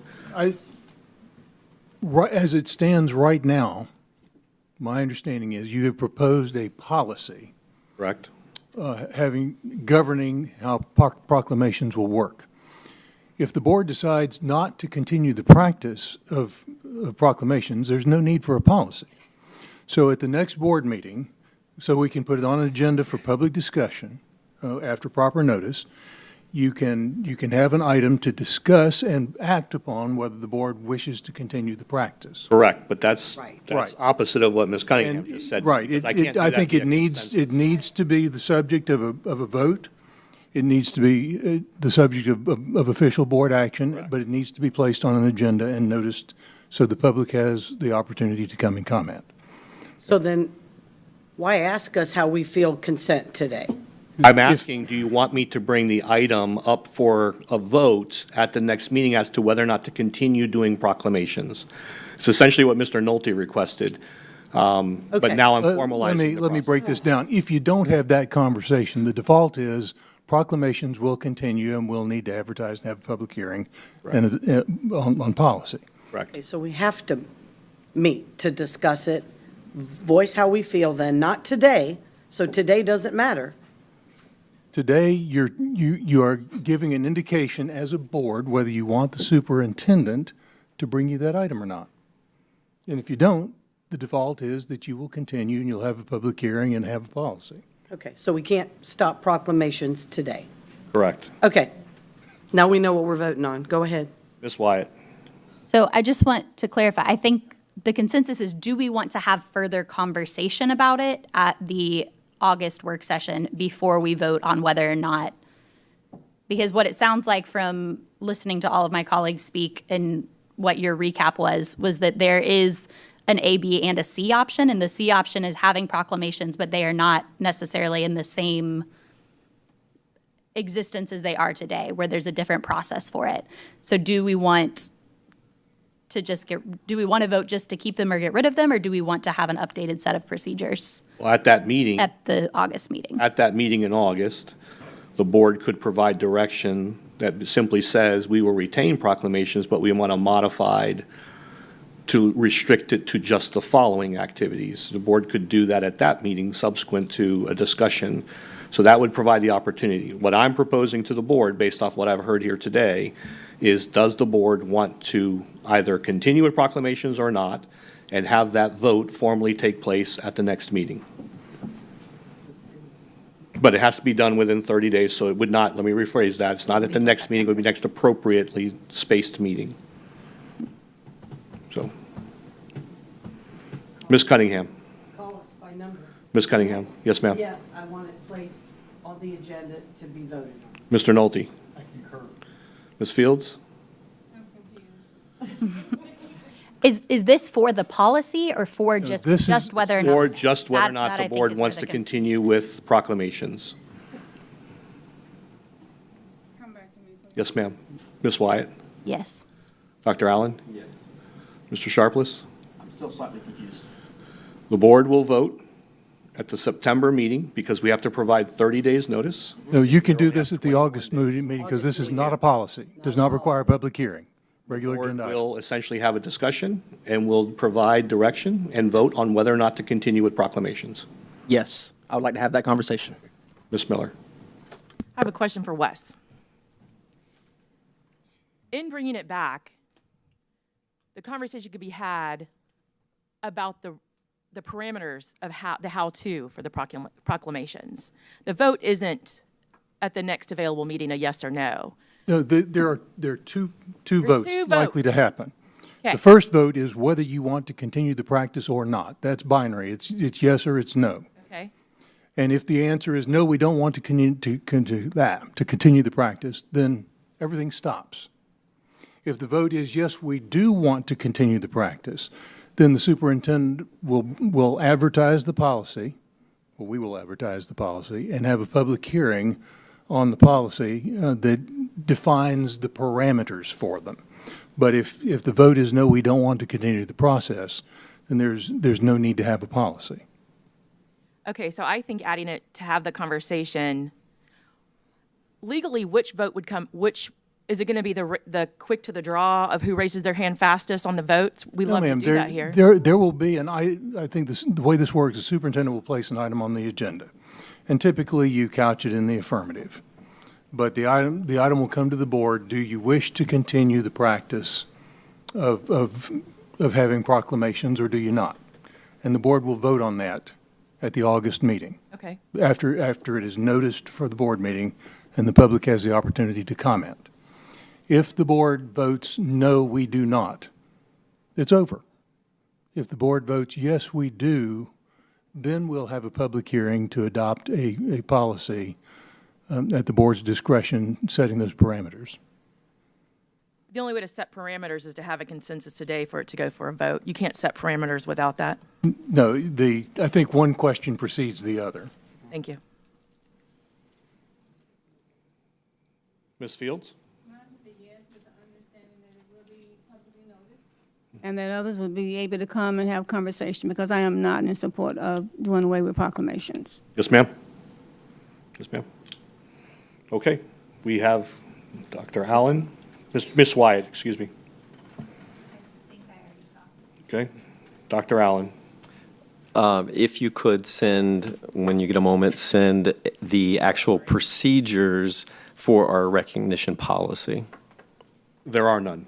For the recognition We policy. have confirmed, there are none. We've confirmed that with staff.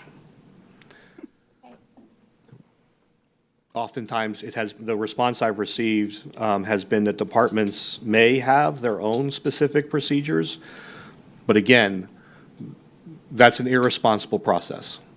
There should be one comprehensive procedure that everyone adheres to. This is the problem that I'm trying to get at, which is the ambiguity. It's the board's decision as to whether or not to continue with resolutions and proclamations. I am not trying to influence that discussion at all. I am simply stating, if we're going to do it, we're going to do it right. And we're going to do it fairly, and we're going to do it equitably, and we're going to have a process and procedure in place that everyone can go back and point to 20 years from now and say, this is what we do, and this is how we do it. And this is part of the frustration at times, is that we do not have established procedures. And so I'm very happy to be able, and I will be working with the staff and team to develop procedures for formal recognitions. So you will see that at the next board meeting as a recommendation.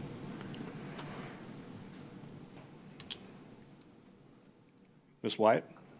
That was going to be my question, is can we see those procedures? Because I think that's an important component of being able to vote on proclamations, is knowing what would it look like if we vote yes or no. Yes, ma'am.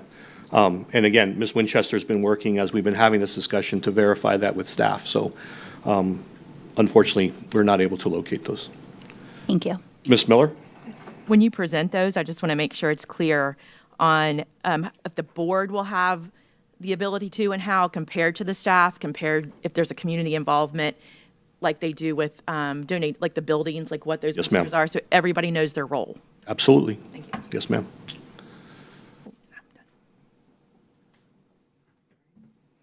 Seeing no further questions, comments, or discussion at this time, I'd like to inform the team we will take a short recess per request from several board members. Madam Chair, members of the board, it is currently 2:16. I'd like to ask that we're all back by 2:30. Did you get my text? I don't know. I have surgery.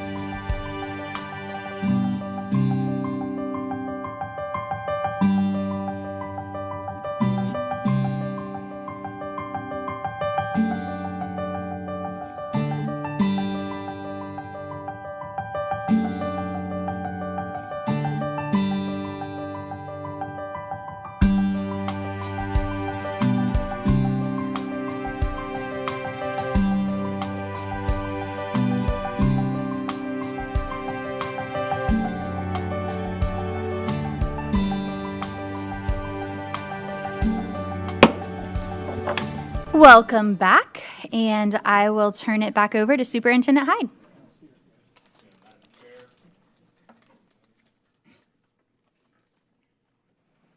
Madam Chair, members of the board, thank you very much. At this time, I'd like to bring Dan Talbot forward.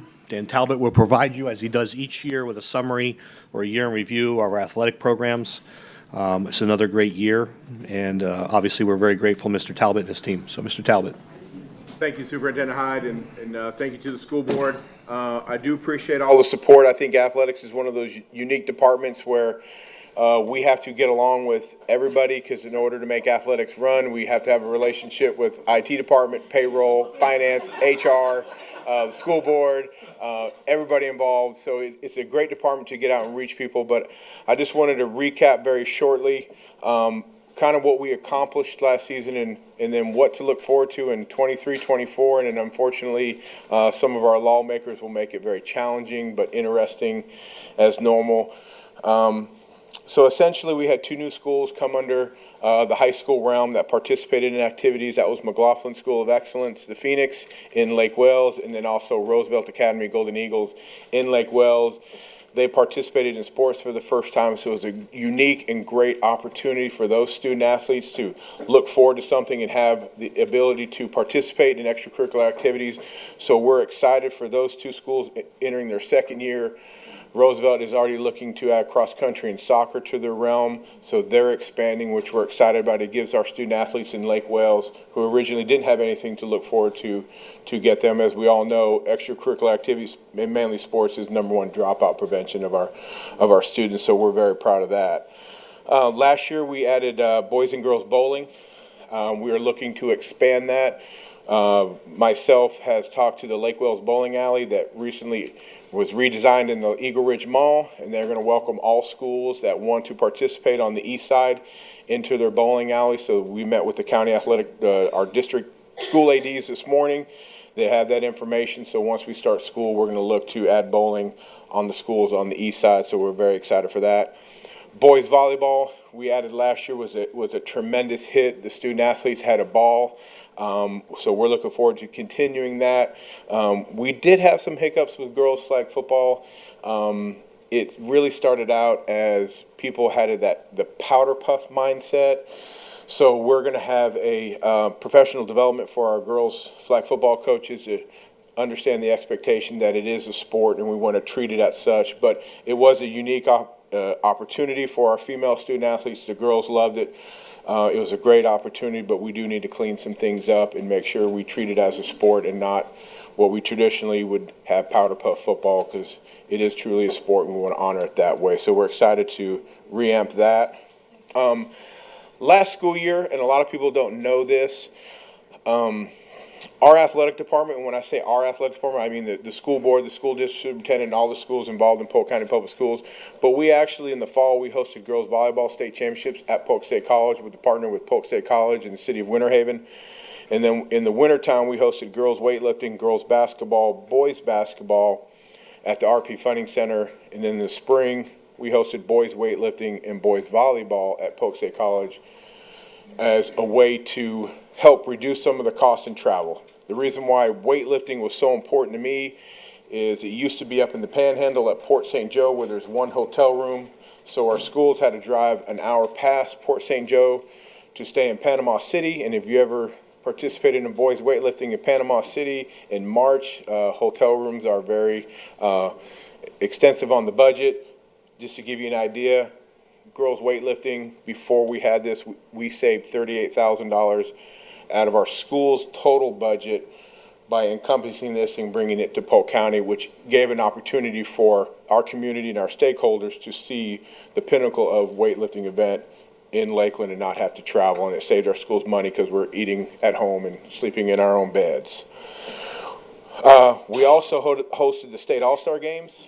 Was partnered with Southeastern University, Holloway Park, Mulberry High School, Florida Southern College. We hosted these state all-star games last year, and we're looking forward to hopefully doing the same. Right now, we're on the books for flag football, but I think the Jacksonville Jaguars may steal that one from us, but I don't play. So what does all this mean? It means our athletic departments has created a $7.1 million economic impact to Polk County. They're eating in our restaurants, they're staying in our hotels, they're bringing business to our county, which we love. But the most important thing, as we get in, yes, we won a lot of championships. I won't read them individually, but there's our individual state champions from last year with our weightlifting, our wrestling, our track and field, student athletes, our team state championships. We had a banner year with cheerleading Bartow, Auburndale, and Lakeland, football Lakeland, softball Bartow, wrestling Lake Gibson won the 2 state championships, and then Lakeland and Bartow in cheerleading won the national titles, which we're very proud of. But students first, in the word student athlete, so our success in the classroom is really what we need to go by. We had 4 academic team state champions last year with Auburndale High School's girls soccer. That's their team's unweighted GPA, which was the highest in the state of Florida. Bartow High School girls golf, 3.934. I feel bad for the one girls golfer that had 1B on probably the entire report card to give them a 3.934, but still a great accomplishment with Bartow High School's girls tennis, a 3.905, and then Lake Gibson's girls track with a 3.681. These were the academic team state champions with the highest GPA in their respective classification for sports. So we're very proud of those. But I think the most thing we're proud of, as you can see on the thing, our GPA fell about 1 point. That's our unweighted GPA of all our student athletes in Polk County. We have to promote this stuff because unfortunately some news outlets don't really want to publish this information, so we need to present it to you. So knowing that our student athletes have a 3.229 unweighted GPA in Polk County is something that we should celebrate and be proud of, with 17 of our 17 schools all having over a 3.0 unweighted GPA in all our schools. And so that's something we are very proud of. How we honor these schools, we put it into a point system with GPAs of each sport. And Chairman Wyatt, as you know, and it was a little delay, but Winter Haven once again has won our county academic team champion for the 4th year in a row. I don't want to be wrong, so we did do a deep dive to make sure that was valid because they had won it, but Bartow High School took 2nd and Auburndale took 3rd in our academic team champion. So once again, our county athletic academic trophy will head back to Winter Haven. Ooh, I think it started over. Oh, nope. Now, 23-24, we're still on tap to host the State All-Star Games like we normally do. It's the pinnacle of all the best of the best come to Polk County, Standard Hotels. We have a great time with them, showing them around what our county has to offer. But the most important thing we're excited about next year, I just found out this morning when I was with the city of Auburndale. It's not really public knowledge, but we're at a public hearing, so here it comes. I got to get this stuff in like 2 weeks, early. So in addition to all the state championship events we hosted last year, we are adding competitive cheerleading to the RP Funding Center. So my wife will be here with me this evening, is not very happy because there's not one weekend in February I will be home, but that's okay. But we are looking forward to hosting the state cheerleading finals, especially when we have, on average, 3 state champions a year. So it'll be very fortunate enough to have that in our backyard and present it. But the one that I'm most excited about, if you look at this, we have partnered with the city of Lakeland and we've partnered with the city of Winter Haven. We now get to partner with the city of Auburndale. We're going to be hosting boys and girls soccer at the Lake Myrtle Sports Complex in that new stadium. It's going to be half the soccer classification, so half of the classifications will go to DeLand like normal. The other half will come to Polk County. We'll do that for 2 years, and then in 3 years, we will host all of soccer, everyone here. So I'm super excited for the city of Auburndale to have it at the Lake Myrtle Sports Complex in the new stadium they built out. And our projected economic impact for next year on the county is $9.7 million. What does that look like in 5 years? $46.2 million that just our athletic department has helped contribute to our county, which we're excited about. I mean, we are truly honored to host these events. Thursday, we're hosting the statewide compliance seminar for the Florida High School Athletic Association. So we're constantly bringing in people to our county to showcase the things that we have to offer here. New athletic directors. I was with them all this morning. We have 7 new ones next year. We have Derek Keating at Bartow High School, Tiffany Mobley at Frostproof, Sean Richmond at Haines City High School, Logan Green at Lake Region, Kelsey Whalen at Lakeland High School, Josh Havens at McLaughlin, and Virginia Barrett at Roosevelt. So we are very excited. It's always nice when you get fresh, new people that have exciting ideas, want to bring life to the athletic departments. Some of our schools needed an uplift, needed some new faces in there to get things moving. So we're excited about our new 7 that have joined our team. They were a little shell-shocked on how many state championships we're hosting, but that's okay. And then lastly, I wanted just to give the school board an update on our House Bill 255, the major points of it. In a normal year, we have basically what we call 5 types of student athletes for our records. We have home education students, we have charter school students, special schools, which is Gauze Academy, Ridge Technical, Polk Virtual, and Travis. Any of those schools are specials.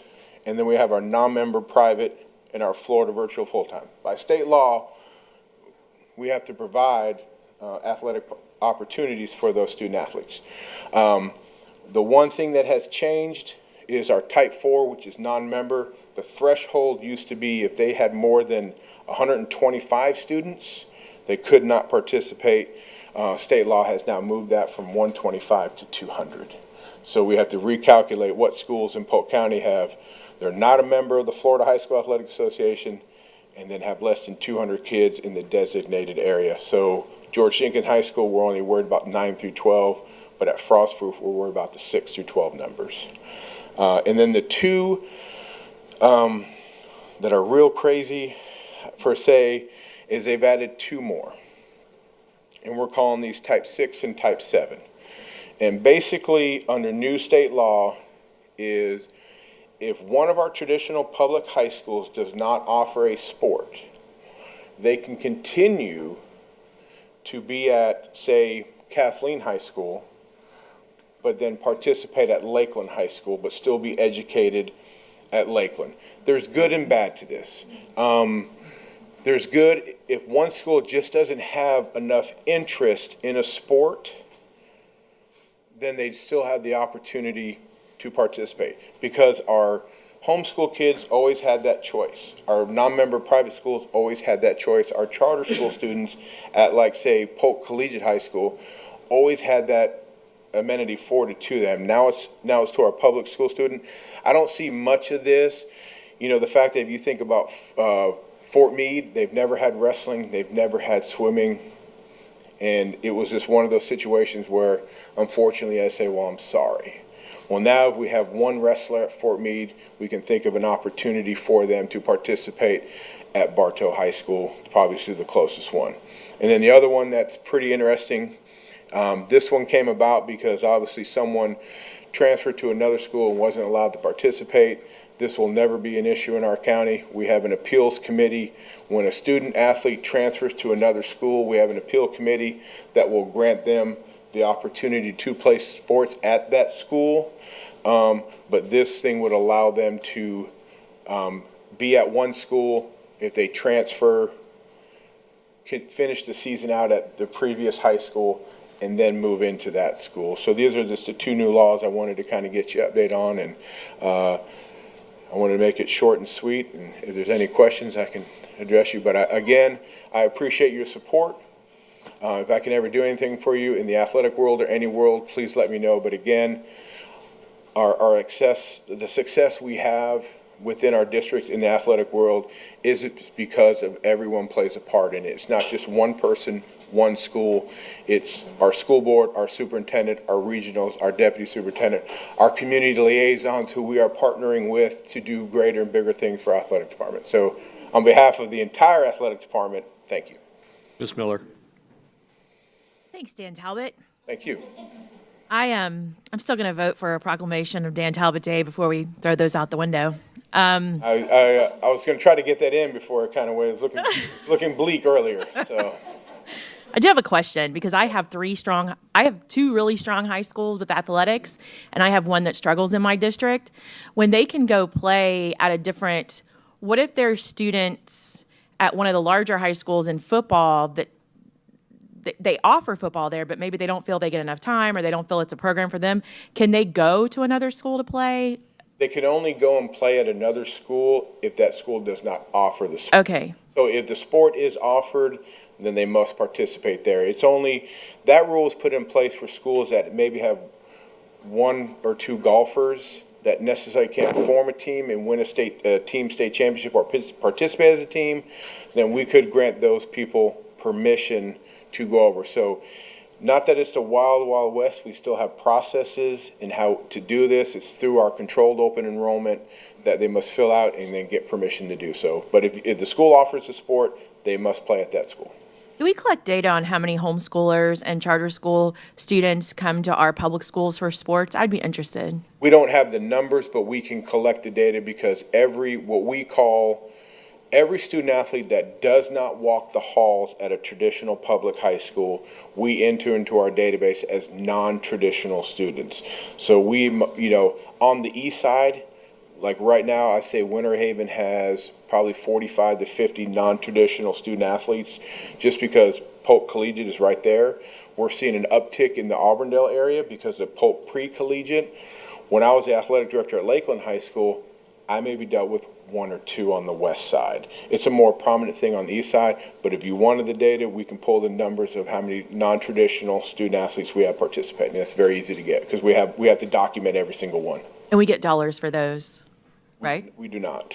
So we don't charge them back? Currently, we do not. Okay. But that can be done in the future? We are in a... For some students. Yep, for some. And we are, Mr. Hyde and I are in the process of designing that plan. Because that was the talk of expanding our empowerment program, that we could, as a district, offer certain things to students and just charge them back for time and whatever the needs are. And it's a very valid point when you think about, our sports program. Polk County is a very lucky county in the world of sports, is we help subsidize schools to participate, which is a great thing. But as students decrease, funding decreases, and those students get the rights and privileges when they attend to a collegiate of all our athletics, but they're not really putting anything in. I don't know how to really say it without ending up on Twitter or in the news or being canceled, of that nature. But our student athletes that walk our hallways every day do contribute, to those rights and privileges, and when money goes other places, they're really taking advantage of it. So we're looking into that, and we'll follow, procedures and guidelines and state law to make sure we do right. Thank you. The board will soon see, Ms. Miller, to your question, and I've had this conversation briefly with Chair Wyatt. You will soon see a fee structure for students who are non-attending students, especially those who would take vouchers. We are able and allowed to charge and bill them. So if they take advantage of academics, we will have a fee structure for that, because obviously there's a cost to us to support that class due to class size and other restrictions, and as well all the extracurriculars. So it's not limited to athletics. It would also include band, orchestra, performing arts. There are costs associated with those programs that we would be able to bill those students for. So you will see a fee structure in the very near future. Mr. Sharpless. Mr. Talbot, you're a very humble guy. Thank you. I know you say it's a team, it is a team. However, you are a visionary leader, and I want to thank you for what you do for Polk County Public Schools. I appreciate that. I just, my wife's coming tonight. Obviously, there's on the docket for tonight, but, I've been fortunate enough to accept a lot of awards, and I never want it to be about me. I mean, when I was the athletic director at Winter Haven High School, Miss Williams was my principal, and she wanted me to get a shirt that said athletic director, and I refused to because I just would rather you not know who I am. I would love being the guy behind the scenes, because at the end of the day, it's not about me. It's about our student athletes and providing them the best possible experience. I never need any credit. I can get into stories why I am the way I am, and one of the stories is really quick. Is I walked into my high school locker room after my senior year of high school, and the head coach called for all the seniors to come up, and I thought he was going to give us something special, and he told us to get undressed, put our equipment in the middle of the floor, and get out. And I never had a conversation with my high school football coach again. And I never wanted another student athlete to feel that way. So I've had plenty of opportunities to coach at the professional level, I've been there in the collegiate level, but working with high school student athletes and middle school student athletes is my home, and it's what I love to do. So, and I'm very close-knit to my student athletes. I have a bowling team that I bowl on, and I have 2 former student athletes that bowl on my bowling team on Friday nights, so we're excited. And also, I just wanted to say that very excited that McLaughlin as well as Roosevelt have added the athletics, Go Phoenix and Go Eagles, in District 6, as well as I looked at the list, every single high school in my district has a new athletic director. So it's time for me to make some relationships here pretty soon. Big supporter of our athletics. I did have one question for you, and that's on the last slide. When you talk about the policies, whenever you say a student can, that bottom one, once a student transfers, they can stay at at their previous school and finish out that athletic season. Is that a choice for them, or do they have to go to stay at the old school for that athletic team, or do they have a choice whether they go to the new or the old? It's basically a choice. See, every district has a good cause policy. It was designed 5 years ago, and a lot of districts don't even know what a good cause policy is. And a good cause policy is everything that makes a student athlete ineligible to play and eligible. And if you don't have them listed, then the student athletes are automatically ineligible. Well, we didn't list everything. We just created an athletic appeal committee. So we've never had an issue with a student athlete transferring from one school and participating at the next. This is just a fail-safe in there just in case they are denied, but they do have a choice. They can stay and finish out that particular sports season, because you will see, like, take example, if you have a student that is on the wait list for Bartow IB and they're at a current public high school, if they get the call that, hey, you can now transition into Bartow IB, they have the option to then attend Bartow IB, and if they want to, take advantage of all the rights and privileges of being a student at Bartow High School and Bartow IB. But if they would like to finish out their sports season with their friends at the previous high school, then we can allow that, and then once that season's over, then they can participate there too. So it can kind of ease the transition. I don't know if we'll have too much of it, but you just never know. So my question, my follow-up to that is is it a possibility where a student or a student athlete just doesn't, let's say, for example, get playing time and just want to transfer and to their new school and kind of bounce around? Is that a possibility through this law, or? They've been doing it since the dawn of time under every other law. They don't like their playing time situation. They just transfer schools. But they're still going to have to get in. We still got to have room for that student athlete to get into that school. So it's not just, hey, I want to pick up and I want to go to school A, because there are other extenuating circumstances where there needs to be room, and they follow that process of getting admitted into that school. This is completely a joke, but are we going to develop a transfer portal now? We kind of already have one if you watch social media. So that's all I have. Thank you. Ms. Wyatt. Thank you, Superintendent Hyde. Everybody knows who you are, so I think if you get a shirt with your name on it, it's going to be fine. People will still know who you are. He did, just so everyone knows, he asked that we not heckle him tonight because his wife will be here, but he didn't say anything about during the work session. So for those of you who still are planning to make comments, it's free reign. You can. My wife keeps me in line.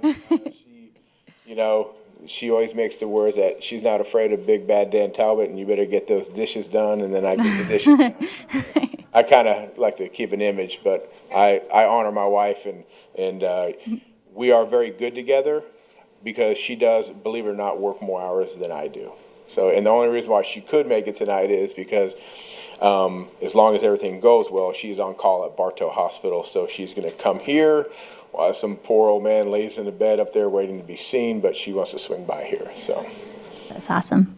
Well, I just want to say thank you I know 4 or 5 years ago you created the recognizing the academics of all of our teams. And I'm not just saying this because Winter Haven has come in first place every year since.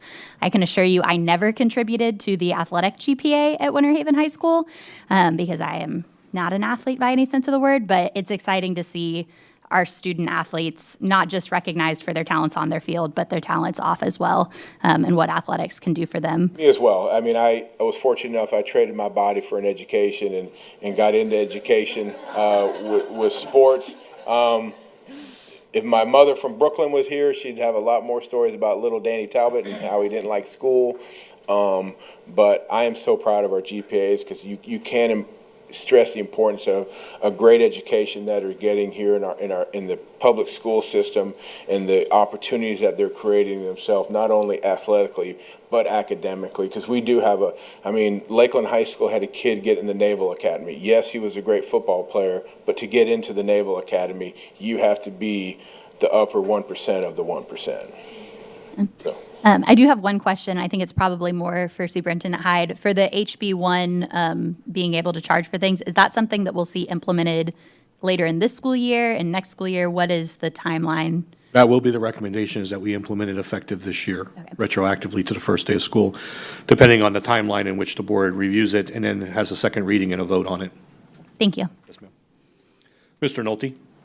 As a retired physical education teacher of 36 years, I appreciate all you do, your enthusiasm, and everybody that I've talked to and heard say you are a hard worker and a good man. So my only question is, when are we going to get some hockey over here?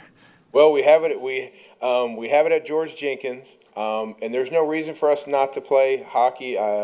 Believe it or not, I am in a men's competitive league on Saturday nights in Brandon and Sunday nights in Lakeland. So actually, hockey was my first sport, my true love, and I was convinced to give up hockey in high school to concentrate on football. So I am a very pro play all the sports you can, because I am the one person that really missed hockey as a young student athlete, and I play it to this day and enjoy it. My wife doesn't enjoy it too much because of her profession, because unfortunately I do get injured, but I will assure you that when I dislocated my shoulder, my wife was on call and she didn't want to pay the ER bill, so she sent me home and said she would take care of it, and she did that 12 hours later. So there's no love lost in we are in love and we are married, but we are both former athletes. My wife is a former Blue Devil, and so she's very hard on me at home, but would love to have hockey. It's just really one of those things where it needs the opportunity to expand, because I know you're a hockey fan as well as I am. So Definitely, and hockey and golf are my two favorite things. So as soon as I get a couple extra tickets, so I'll let you know, and maybe we, Mr. Hyde and yourself, and I can go catch the Bolts, win a game. Let me know. Thank you so much. Thank you, Keep up the sir. good work. God bless. Dr. Allen?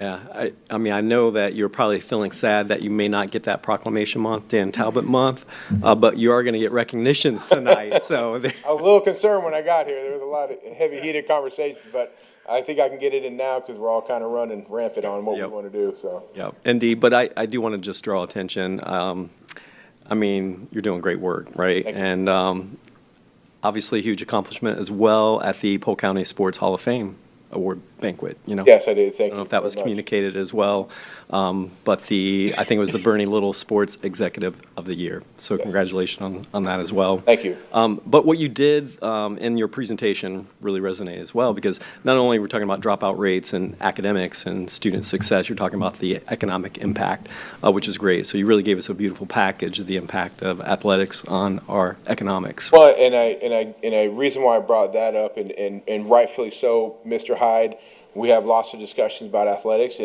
and he brought to attention something that I didn't realize is, and that was our call to action this morning with our athletic directors, is we need to, and we are giving back to our respective communities, but we're not educating the public on that. And Mr. Hyde brought that up. We have to do more to show our communities that this is a team effort, because unfortunately athletics can get a lot of things that they want, but our student athletes, like one coach refused this summer when they adopted a highway and cleaning up the trash. They didn't want to really put it on social media. It's something that they do. But it's one of those things that we need to let the community know that we're willing to get into our communities and step back. We're piloting with other things to have our student athletes mentor our middle school and elementary school athletes. So we're trying to raise the bar and our expectations to give back to our community, and that's just one way we're doing it, with the financial, but we're going to start reaching out to, the middle schools and high schools, and because these student athletes need to understand that, yes, you're great at the high school level, but these younger student athletes, these younger kids at our elementary schools and our middle schools really look up to them.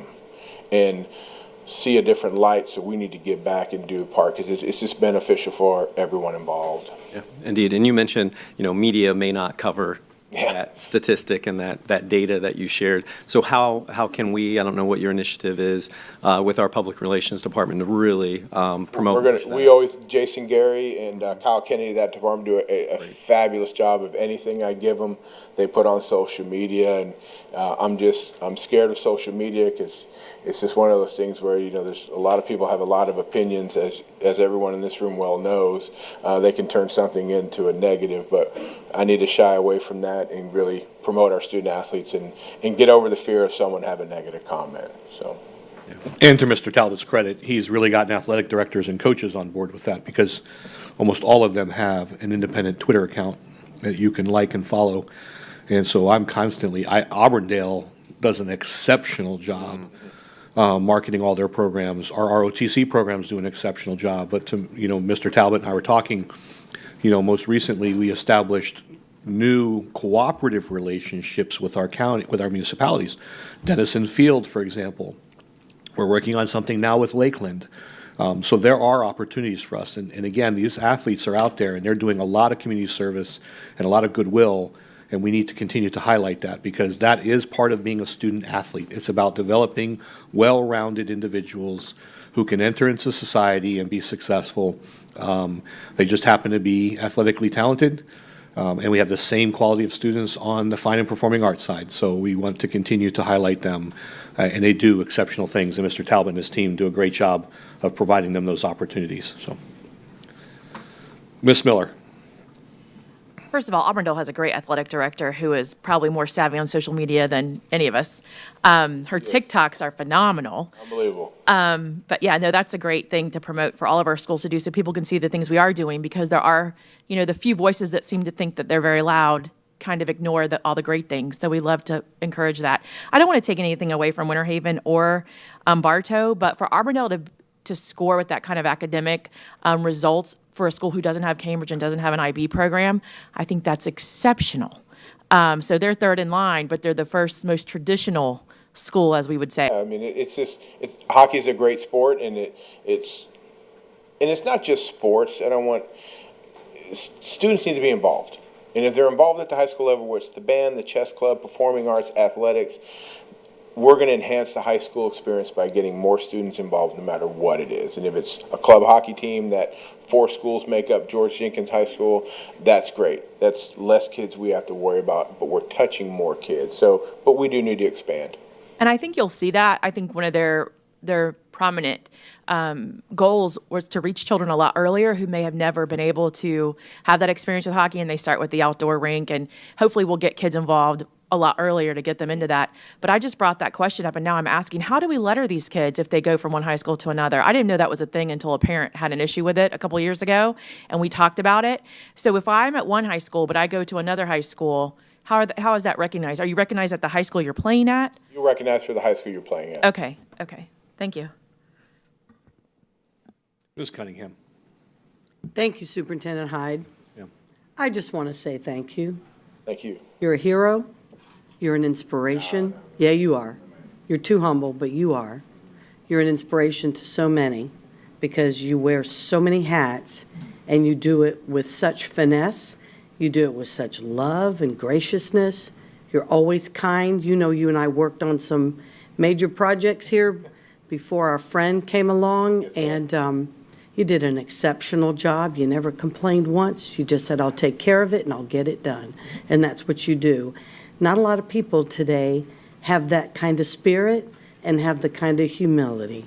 So I just want to say thank you for being such a gracious man, and for how positively you're impacting these young people. Because as you tell your student athletes in high school that the elementary and middle are looking up to them, keep in mind who they're all looking up to, and that would be you, including those that work with you and for you. So on behalf of our team, thank you so much, sir, for all that you do. Thank you, and if you could repeat that tonight when my wife sees it, that'd be super fantastic. Oh, and I was going to add, you said you're not going to be home in February, so the last weekend of January, you better take care of Mama. Oh, Promise? Oh, yes, ma'am. Okay. She knows that. Okay. That's all, Superintendent Hyde. Thank you. Yes, ma'am. There are no further comments or questions. Perfect. Mr. Talbot, thank you. Sorry that I took more than 10 minutes, but again, appreciate everyone here, and I look forward to, I got my contract today. Thank you, Mr. Warren, so I'm excited that I'm coming back. So, thank you. Thank you, sir. At this time, I'd like to bring Tracy Collins forward for the pupil progression plan.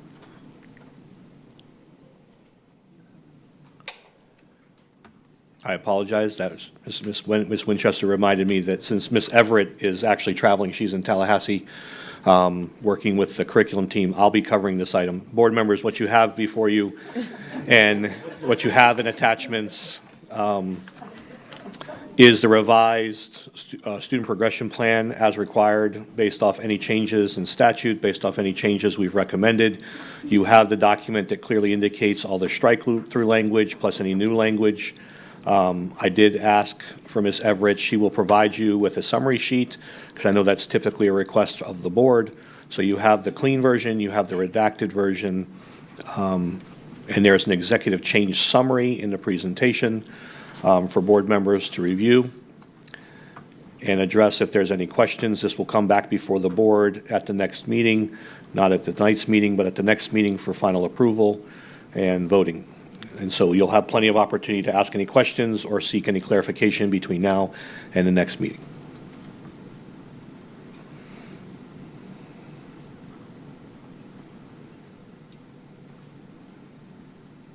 Seeing no questions, the next item before the board is Mr. Steve Warner, Community Liaison. He'll be providing the presentation along with his colleagues. And this is an update as to the status and the involvement of our community liaisons and the role that they play in making meaningful connections between our community-based partners and our business partners and each one of our schools. Oh, thank you, sir. So it's good to be here. My name is Steve Warner, and I serve as the Community Liaison Director for the Central Region, which is Winter Haven and Auburndale. With me today is the team, and the team consists of Kylia Carswell. She's in North Lakeland. Reba Coyle, she is South Lakeland, and Betsy Cleveland is the Northeast area. So before we get into the presentation, we're going to share a lot of information with you. We're going to share some qualitative and quantitative data that we have throughout the program. But we wanted to do a little bit of a timeline on how we got here today. So I think some of you will remember back in 2016, there were some conversations that began with community advocacy groups in the city of Winter Haven. So that would be the Public Education Partnership of Winter Haven, the Winter Haven Chamber of Commerce, and the city of Winter Haven on how could the community rally around the schools in that Winter Haven area to support the district and what the district was doing. Because we always want to make sure we have community support and being able to support our students. So there was some really forward-thinking, outside-of-the-box ideas that came about, and we want to make sure that we give Superintendent Jackie Bird a whole lot of credit to step forward and think, how can we harness this power in the community of Winter Haven to really support our students? So over those 2 years, there was a lot of discussion that came back and forth on how do we engage the community to support students. So in the fall of 2018, I know the board voted on it, some of you are here that did that, decided to create this position called a community liaison to bring the business and community partners and the principals and the schools together to really provide supports for that. So in January of 2019, I, as the Community Liaison Director for Winter Haven Area Schools, began, and it was set up to be a pilot program. So we had about 1 year to see if this concept would work and how it could support students and schools. And then when Superintendent Hyde came on, I know he and I had discussions on where we had been in the past 2 years, 2.5 years of creating the positions, what were some of the wins, how were we able to massage the position to really support schools. And we did an expansion in the spring of 2022 where we brought the rest of the community liaison team together. So that's where we stand today with 4 of us supporting the district across Polk County. I think it's very important that we understand the organizational structure on where the liaison team fits. So we fit under the Division of Schools, and we directly report to Deputy Superintendent Wayne Green. The nice thing about that is we're able to figure out what the academic programs are that we can then support and bring partnerships back in. So we serve as part of the leadership team for each of the area superintendents. So we do report on that organizational structure up to the deputy superintendent with the division of schools. This, I think, gives you a really good, clear view of the general area that we serve within the district. As you can see in that top left-hand corner is the North Lakeland area. So that's basically the geographical area that Kylia represents. The purple area is the section that Reba represents in that South Lakeland area. I'm that blue area. Betsy is the top right green area. And then that whole area south is South Polk County, which at this point in time, Reba and I, along with Betsy and Kylia, we support the schools in that general area. But I think that gives you a good vision of how we support the county as a whole. And now I'm going to turn it over. We're going to talk a little bit about what each schools are for each of the different areas. As mentioned, I am Kylia Carswell, covering North Lakeland, and I have 22 school sites. The good thing for me with my school sites, you saw the geographic graph already on the screen, but I attended Winston Elementary, I attended Lincoln Elementary, I attended Kathleen Junior High back in my day. I'm aging myself, I know. And Kathleen High School is where I graduated from. So I'm back home serving schools that I personally have some attachment to, as well as my children, but this is my area with the 22 school sites. Good afternoon, everybody. Reba Coyle. I am South Lakeland, and I always say that I'm the only one that did not go to school in Polk County. I'm so sorry that I really feel bad about that. But I've been here for over 30 years with Florida Southern, and a lot of my connections in Lakeland come from my time with Polk Vision and also working just in other different schools. So I am very passionate about what we do, and I also serve 22 schools. So I've got 3 high schools, 3 middle, and then the rest are my elementaries.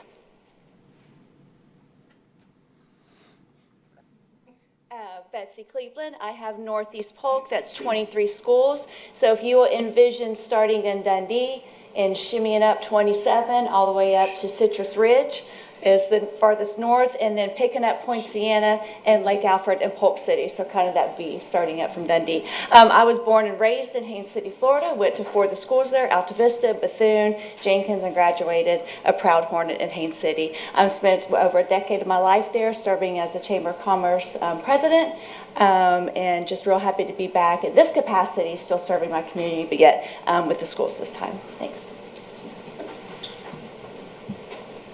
So you definitely see a theme in the areas that we represent. So this is my area, Winter Haven, Auburndale area. I am unique and very fortunate of the fact that I was born and raised in Winter Haven, went to Garner Elementary.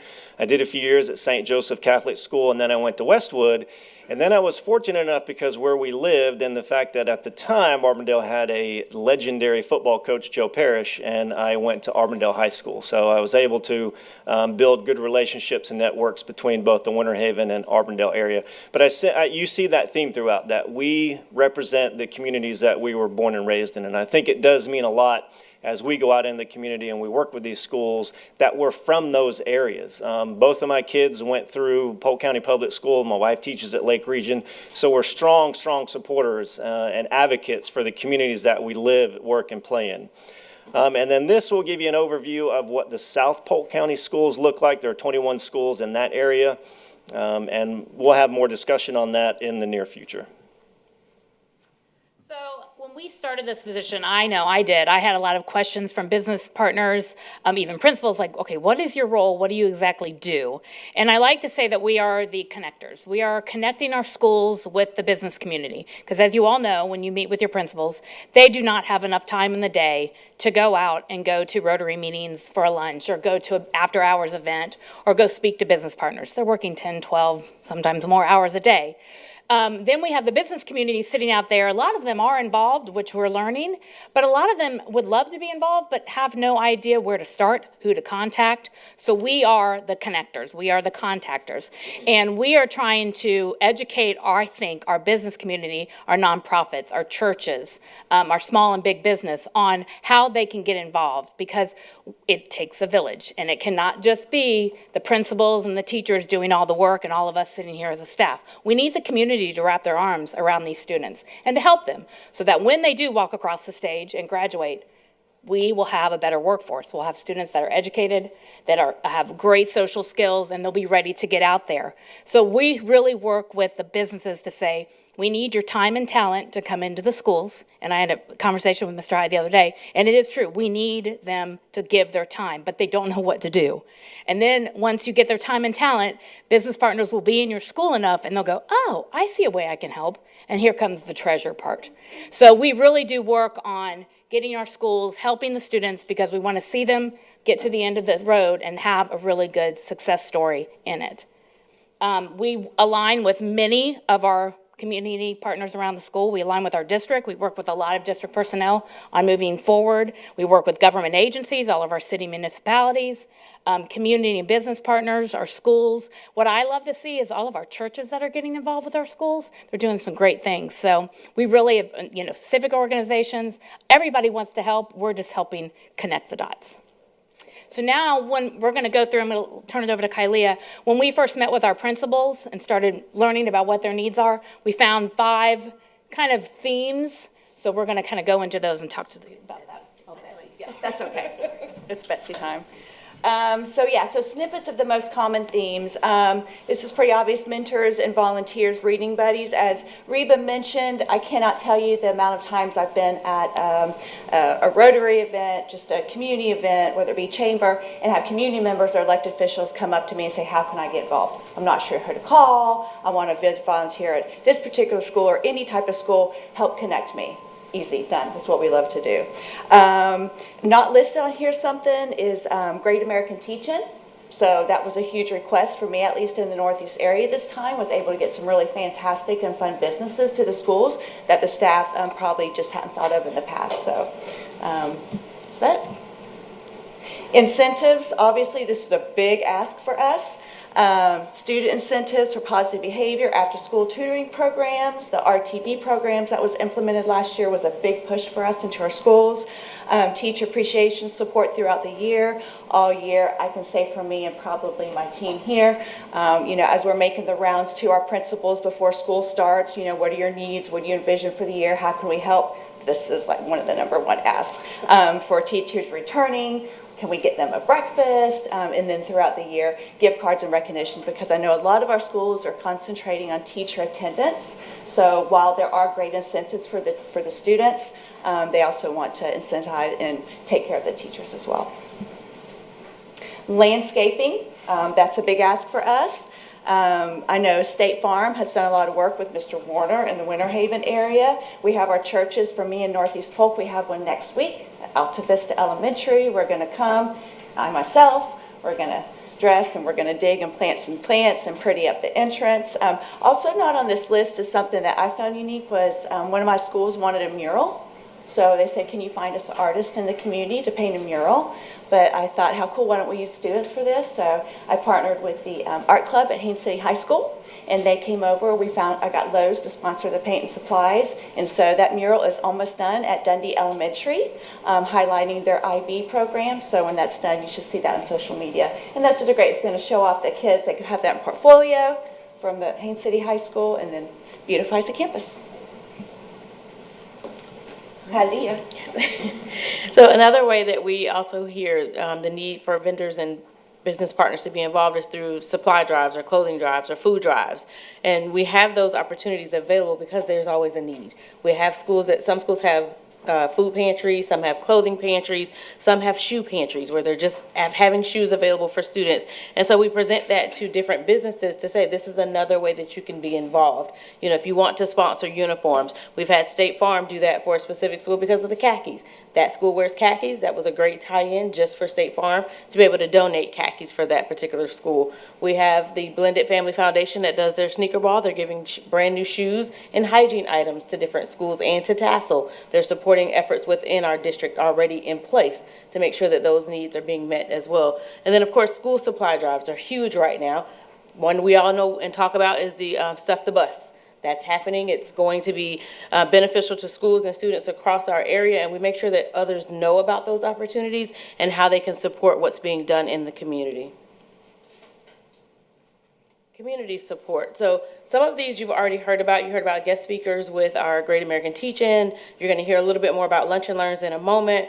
You've heard about Insight PCPS through a presentation with Polk Vision previously, but what I want to highlight today is Principal for a Day. Some of you have seen our pictures posted about it, and you've heard some snippets of conversation about it. Mr. Hyde has participated with us in Lakeland on our side of the county with Principal for a Day coming out. You'll see actually he's in that picture. If you can pick him out, you've got great eyesight because he's in that picture. But what we've done is allowed community members to come into the schools. When we were first hired, and I believe all of us heard this in our interviews, one of the things that they wanted us to focus on was being able to change the perception of Polk County schools out in the community.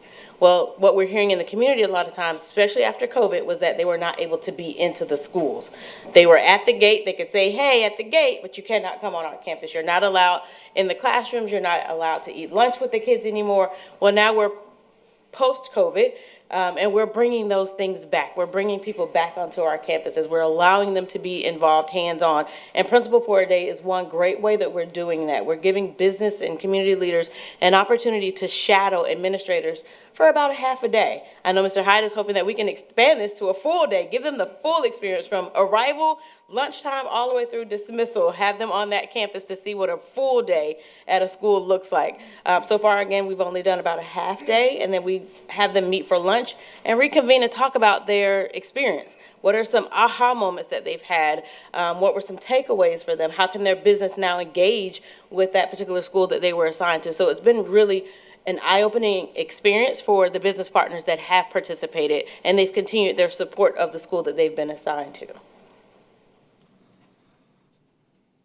So we're also going to go into a few highlights from each of our individual areas to talk about what we've done and what we're doing, just to give you some insight into some of the things that are being worked on. This is not an extensive list by any means, just some of the highlights.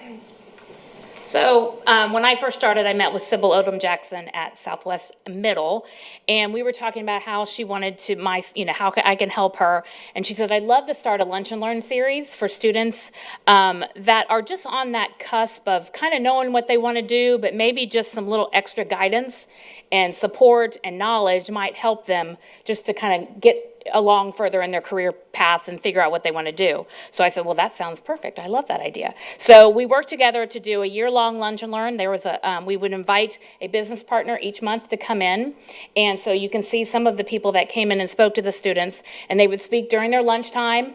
And I think what I tried to get the business partners to talk about was their own educational and career pathways. And I think what they found interesting, the students did, is not all of the students or the people that spoke started and did exactly what they planned to do. They kind of detoured and took, started a different job, and then, well, I think I'm going to go over here, but that's okay. And so they still followed their career path, and they still found a way to give back. And we also wanted them talking about, what are some things that you would impart on our students about soft skills, and what are you looking for in an employee? Because I think that's really important to talk about, and I think the earlier we start talking about that, the better our students will be prepared.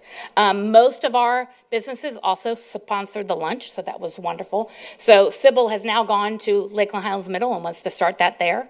I'm working with Jason Looney and Sarah Miranda on trying to start this process and this Lunch and Learn series at all of my middle schools. So the one we'll highlight for the Winter Haven-Armdale area is the CFAA campus at Winter Haven Municipal Airport. Winter Haven Municipal Airport is owned by the city of Winter Haven. This was an opportunity to assist Winter Haven High School in the CFAA program that Brian and Gina have built there. And the concept was to follow the concept that CFAA Kathleen did, of putting the campus on the Lakeland Linder Airport. It started in hangars and portables, and then we're going to follow that same progress here in Winter Haven. But to be able to collaborate with the city of Winter Haven, with our facilities department, with the school itself, with teaching and learning, you name those things, this was a big, heavy lift to bring this together. And I think it took us about 1.5 years to actually have the ribbon cutting that you see on this picture. But we did leverage relationships with the city of Winter Haven. We sat with their engineering department, their building department, their airport. We worked really, really close with Alex Vacha, the director of the Winter Haven Airport, to really bring this to fruition. But we would sit around on Zoom meetings and in-person meetings, but then there were also those meetings behind the scenes with the deputy city manager of, Mr. Stavers, how do we get this done? What's the funding look like? Who's going to pay for what at that point? We are really fortunate that the city of Winter Haven put in about $347,000 to get this project up and running. Now, we do lease that back, but there had to be some front-end money that came out. And those were good, I would say, honest discussions that he and I could have to get this project moving forward and then bring it back to the larger team to get this to come to fruition. But this really was achieved through some incredible teamwork and partnership between the staff, our staff here, Angela Usher and her staff, Peggy, really deserve a lot of credit to get this thing up and running. And thank you all who came out to the ribbon cutting. And I know they're up and running and ready to go. I think they're expecting about 150 students on a daily or weekly basis at that campus on the Winter Haven Airport.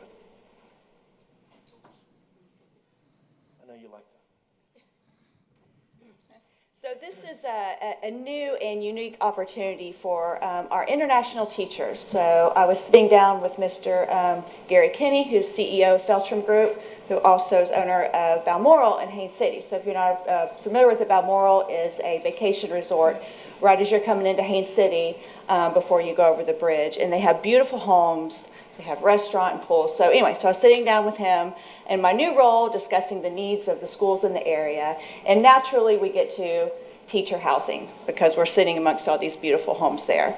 He said, I think I can help with some housing issues for our international teachers coming in, or really any teacher who's moving into the area from out of county or out of state. And I said, great. So brought in the appropriate district staff from the Teacher Engagement and Recruitment Division, met with him, and then he came back with this offer. So if you can see the beautiful brochure, this is what has been promoted to the international teacher hires.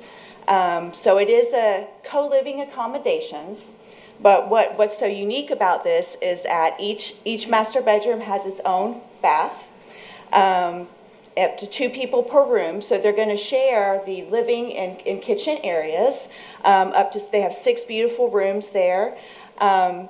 But the key I want you to really look at is the minimum rental term is 3 months. Where else can you find a commitment of 3 months to come into an area, especially if you're coming from out of the country to get your feet wet and see what's around the area until you can find the appropriate housing. So I thought that was a wonderful offer. I do know that there was a group of them today in the district and they were going to assess their needs. So since this is a new rule out, I don't have anything to share with you. Is there any takers at this moment? But I'm real anxious to see how it does and if it does assist with the teacher housing, and then maybe in the future we could expand it to other for the rest of the county. So hopefully good news to report back after we wrap up this year.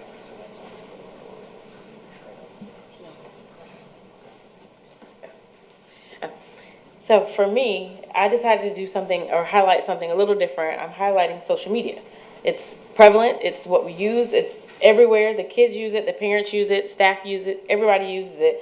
And coming into this role, again, taking heed to what was said in my interview, helped change the perception. I decided to start a Facebook page specifically for the schools that I cover on the north side of Lakeland, really helping to highlight them. A lot of times things are happening, but no one sees it, no one knows it. And of course, we have our own district social media, but they can only do so much. There's over 150 schools with things happening every day, and they get requests from everywhere. So in conjunction with them, I share things on this page to highlight what our schools are doing, what our kids are doing, what's happening in the community, sharing flyers and information on events as another means of getting the information out there. And I tag the district's page so that it's all tied together. And then our schools are now tagged in there as well to make sure that they're getting that recognition and it's driving people to their pages so that they can share more, and just encouraging them to constantly put the information out there because people are looking for what's happening good, what's good in our schools, what's the positive as opposed to the negative. We see the negative and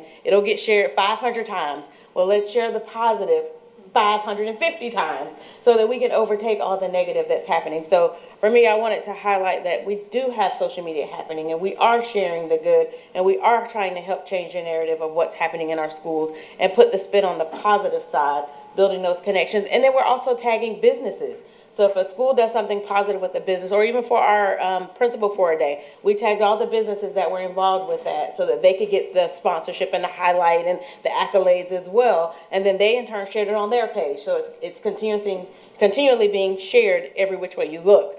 So just wanted to put that social media piece out there and share, or excuse me, ensure that you know that we are sharing the information about our schools to help bring them back up to a positive light. And I'm seeing more of them sharing things on their page of their own schools and of their own students and things that are happening. You want to do this? Okay.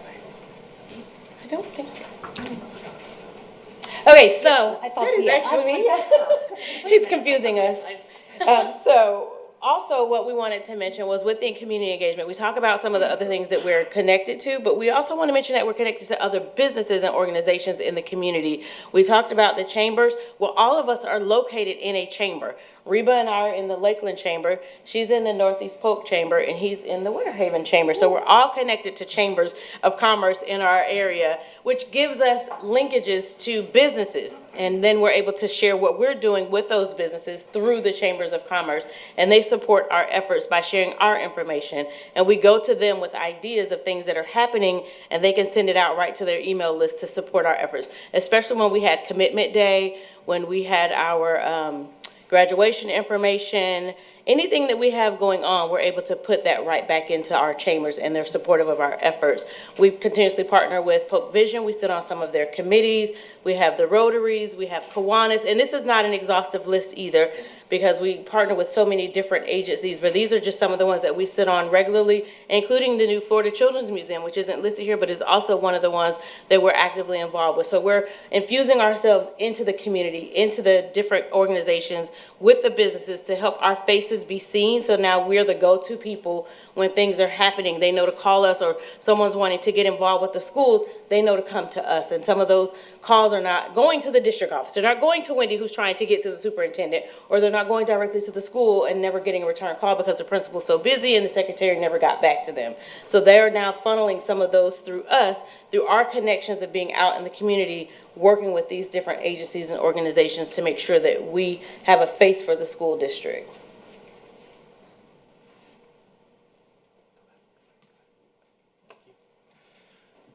I wanted to really emphasize what Kylie spoke about. The fact that our offices are located in the local chambers of commerce, that's a game changer for us. Because as she mentioned, we are there on a daily basis where the community and business partners move in and out of. Working with Polk Vision and Kim Long, sitting on all of the operating boards, the action teams that we sit on, it really puts this liaison team in a position to have access to maybe resources that folks wouldn't have access to. And I think that also brings us to here in Polk County, we're in a unique situation with the liaison position. I don't know of another district in the state that has what we have. So when you think cutting edge and being innovative and how we can bring resources into the district, we're leading the way with that. Now, yes, there are districts that have parent liaisons, and they may have this, but a overall encompassing liaison position like we have in Polk County, I mean, this really is a game changer. And I want to really thank Superintendent Hyde, because I was nervous when I went to him and said, hey, I have this idea of maybe moving my office out of Eagle Lake Elementary into the Winter Haven Chamber of Commerce. And he was very open to that. He actually said, I think it's a no-brainer, so let's do it. So it really is a big game changer to us, and thank you for your support. So now let's talk about what's the return on investment. So we do all these great things, we're in the community, but really how do we measure what you do and what support you bring to the schools? So since January of 2019, we have brought in approximately $1.5 million to the district. You can see on the graph here, this is where we break it down into certain areas. Our mobile food pantries, which are run at some of our Title I schools in the greater Winter Haven area, we are now pushing into Haines City. We will continue to expand these mobile food pantries with our partners, Bobby Williams and the Freedom Tour. Campus beautification projects, teacher appreciation, our educational events. All of these things bring in funding and cash to the district, and those are things that our schools just don't have the funds to do. Volunteers, we measure each volunteer hour as they come in. Prime example is on our beautification projects. We use State Farm Corporate. They will send anywhere from 15 to 20 volunteers to work 4 hours on each shift. So we track those types of things. And then, of course, our student incentives that supports Mr. Green's RTD program, some of our positive behavior interventions. We do keep a spreadsheet that lists the date, the day, the school, what the activity was, what types of incentives or gifts that we're bringing. Some of these are cash donations. Some are what the retail value of certain things would be. But those are all different types of things of how we quantitate and use the quantitative assessment of what we bring into the district. But there's more than that. We also want to know, how does the community feel about us as a team? How do we feel about the community liaison position? And what do principals really think about what the value is that we put and bring to the schools? Hang on a second, Steve. Would you please, because you and I had a conversation during the break, and I want to make sure that the board and the community understand how we actually quantify volunteer hours, because we use the federal rate, which is published. So would you please provide that information to the board and for the community at large? Yeah, sure. So prime example of State Farm, we get about 40 to 45 hours per event with State Farm. So the federal rate for volunteer hours is $31.80, and that is marked by the IRS. And that is how we calculate it. So if we have 40 hours of State Farm employees, we then multiply that by $31.80, and that is an actual cash value that a school did not have to put out to go hire folks to do these types of things. So you will see those things in our spreadsheets that are broke down. Each of us manage our own Excel spreadsheets with those types of things on it. Also with our mobile food pantries, there is a federal amount of how much, I think it's $1.97 per pound of food that comes in that you can calculate.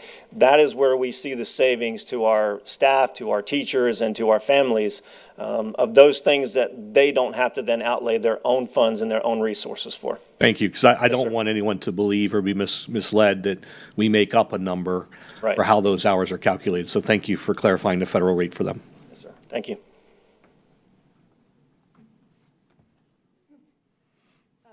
So we got some great testimonials from our community, and this one is from Miss Angela Clark, principal of Ridge Community High School. As you can see here, if you haven't had a moment to read it, she's thanking me for being in this position. It's helped her with snacks and incentives, of course. Taught her the importance of working with the community. But what I wanted to hone in on, which made me very proud, is why I am here to make those connections, is she says, making connections that will hopefully benefit both the school and our community partners, but right after that, meet and greets are not my strength, so I appreciate what Betsy does to make connections and make it easier and more comfortable for both sides. So I thought she was very open and honest. That's probably not the case for all of our principals, but certainly many, they may not be comfortable out there doing the chamber things, nor have the time, like we've already said before. So I wanted to point that out, and I felt that was very important because that does, again, confirm why we are out doing what we do.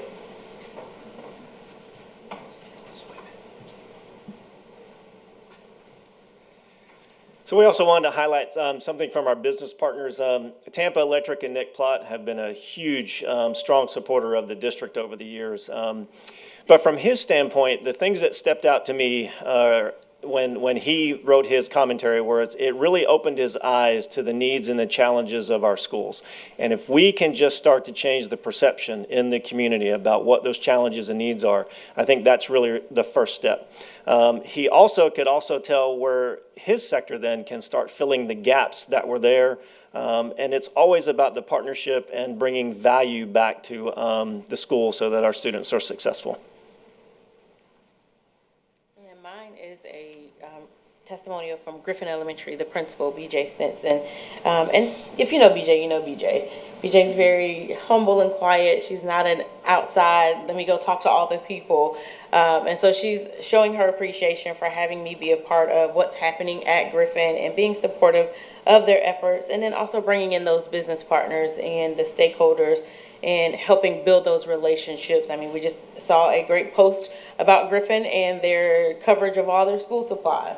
I didn't do that, but I hope that somehow maybe I had a secondhand effect down the line for that to have happened for them. And so just knowing that the principals value the work that we're doing and what we're bringing to their school is a great testimony for us and gives us those feel-good moments as well, to know that we're making a difference, even just having a conversation or having someone come do a beautification effort at their school, which then leads to a $500 check and then leads to another business relationship. Those are the types of things that we're grateful to have happen at our schools.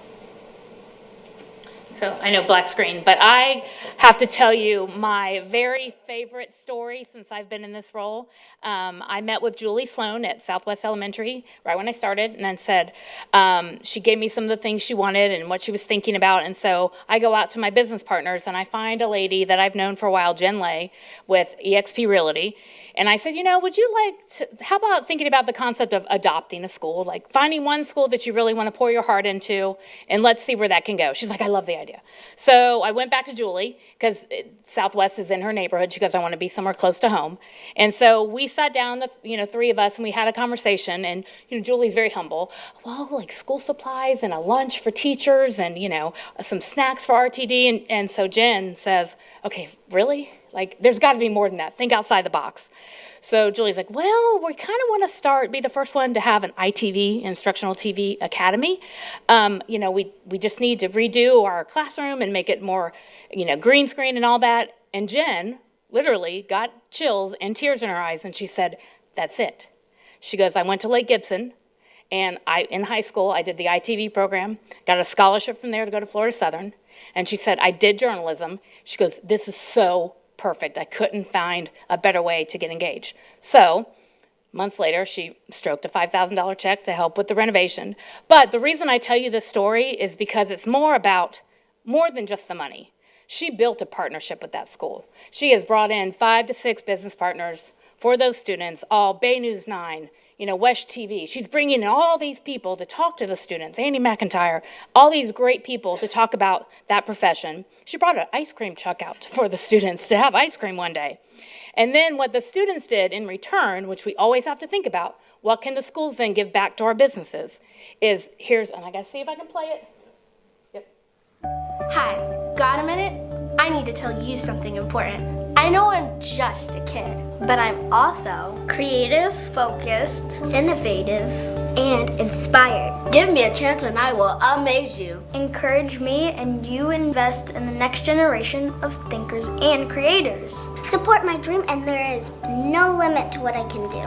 When you connect with a school to share your resources, time, and leadership, you also become a partner, a mentor, a hero. You will change lives. You will make our community's future so much brighter. Still not sure? Here's an amazing example of what can happen when you partner with the school.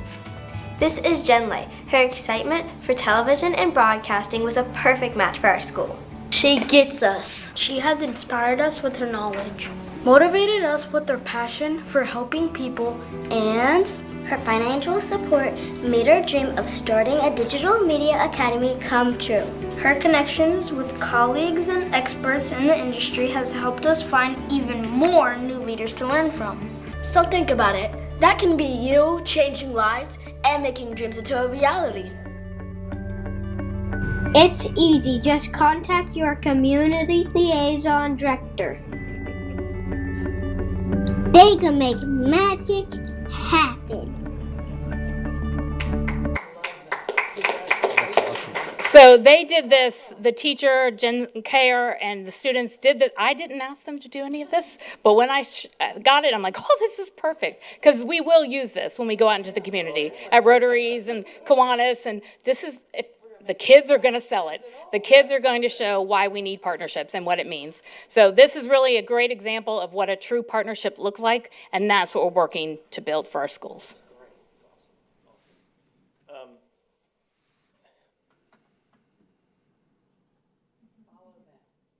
You can't. You can't. I can't tell you how proud I am to be a part of this team and to have the impact that we have on students that we just saw in that video. Because when it says student first and it says I own it, which is our motto this year, that's what we do. We can tell you how much money we bring in. We can tell you this and that. But to see those kids and the effect that a business partner that this team brought into one of the schools has made, And those kids made that video. It just doesn't really get any better than that. And I just want to say, really appreciate the leadership here. I appreciate Mr. Green and the staff that were on, Mr. Hyde, all the folks that have made this position come to fruition, and looking forward to how we continue to support our schools and where we go into the future. So we will take any questions you might have. Mr. Sharpless. First, just want to thank you all for the hard work that you do. Work that, even though there's an attempt to quantify it, it's hard to quantify. So I truly want to say thank you from the bottom of my heart for what you do. Personally, I attended all 3 commitment days at my high schools over in District 6, and the resources that were there for those students, I know you guys played a pivotal role in that, as well as obviously our community, but you connected them to our students, and so that was really cool to see your hard work there.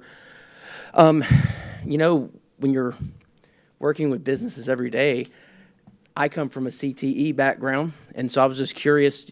I have a couple questions. First, do you partner with Steve Cochran and his department in trying to create some pipelines here for students and businesses to be involved with our CTE programs? I was just curious first that. Yeah, I'll take that one. So about 2.5, almost 3 years ago, I had a coffee meeting with the owners of Saddle Creek Logistics and they wanted to reinvigorate their logistics academy that was at Ten Rock, but they were looking for a new home to do it.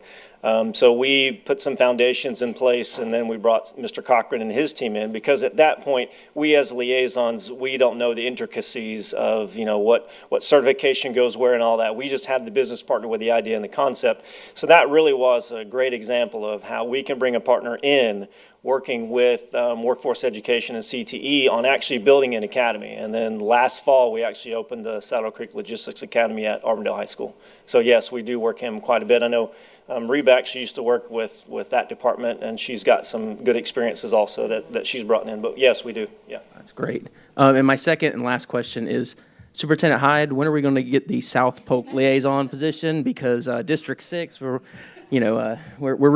really wanting something down there in the south part of the county. That's up to you and your colleagues there, sir.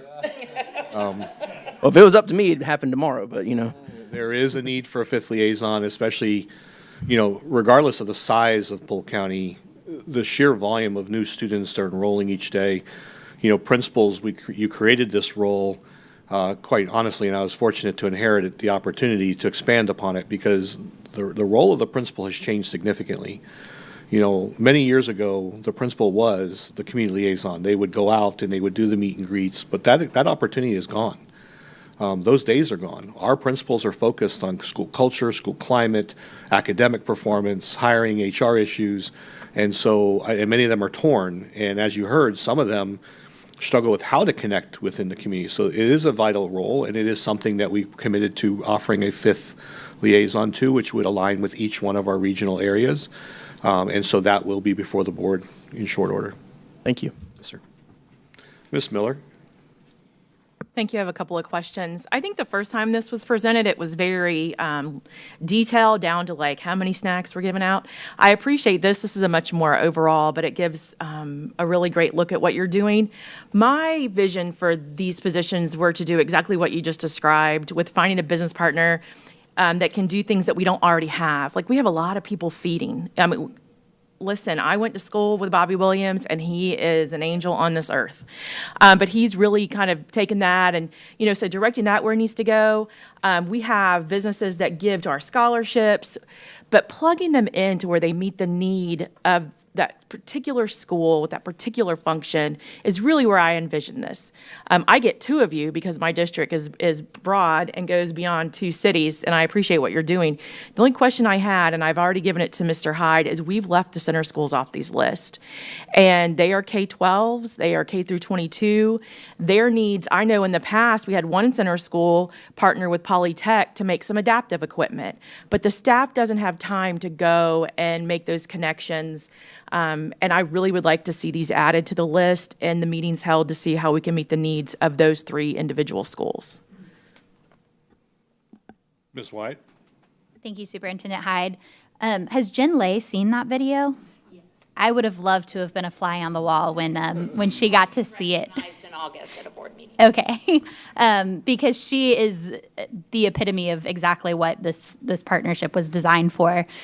She was at the ITV Awards this year. I think she may have been the most excited person in the room, including all of the students, but just was so proud to show off her students and for the awards that she won. Superintendent Hyde and I both got to be featured in pictures with all of her kids, but she really is just so excited to get to love on those students and has found a niche that clearly has inspired the students as well.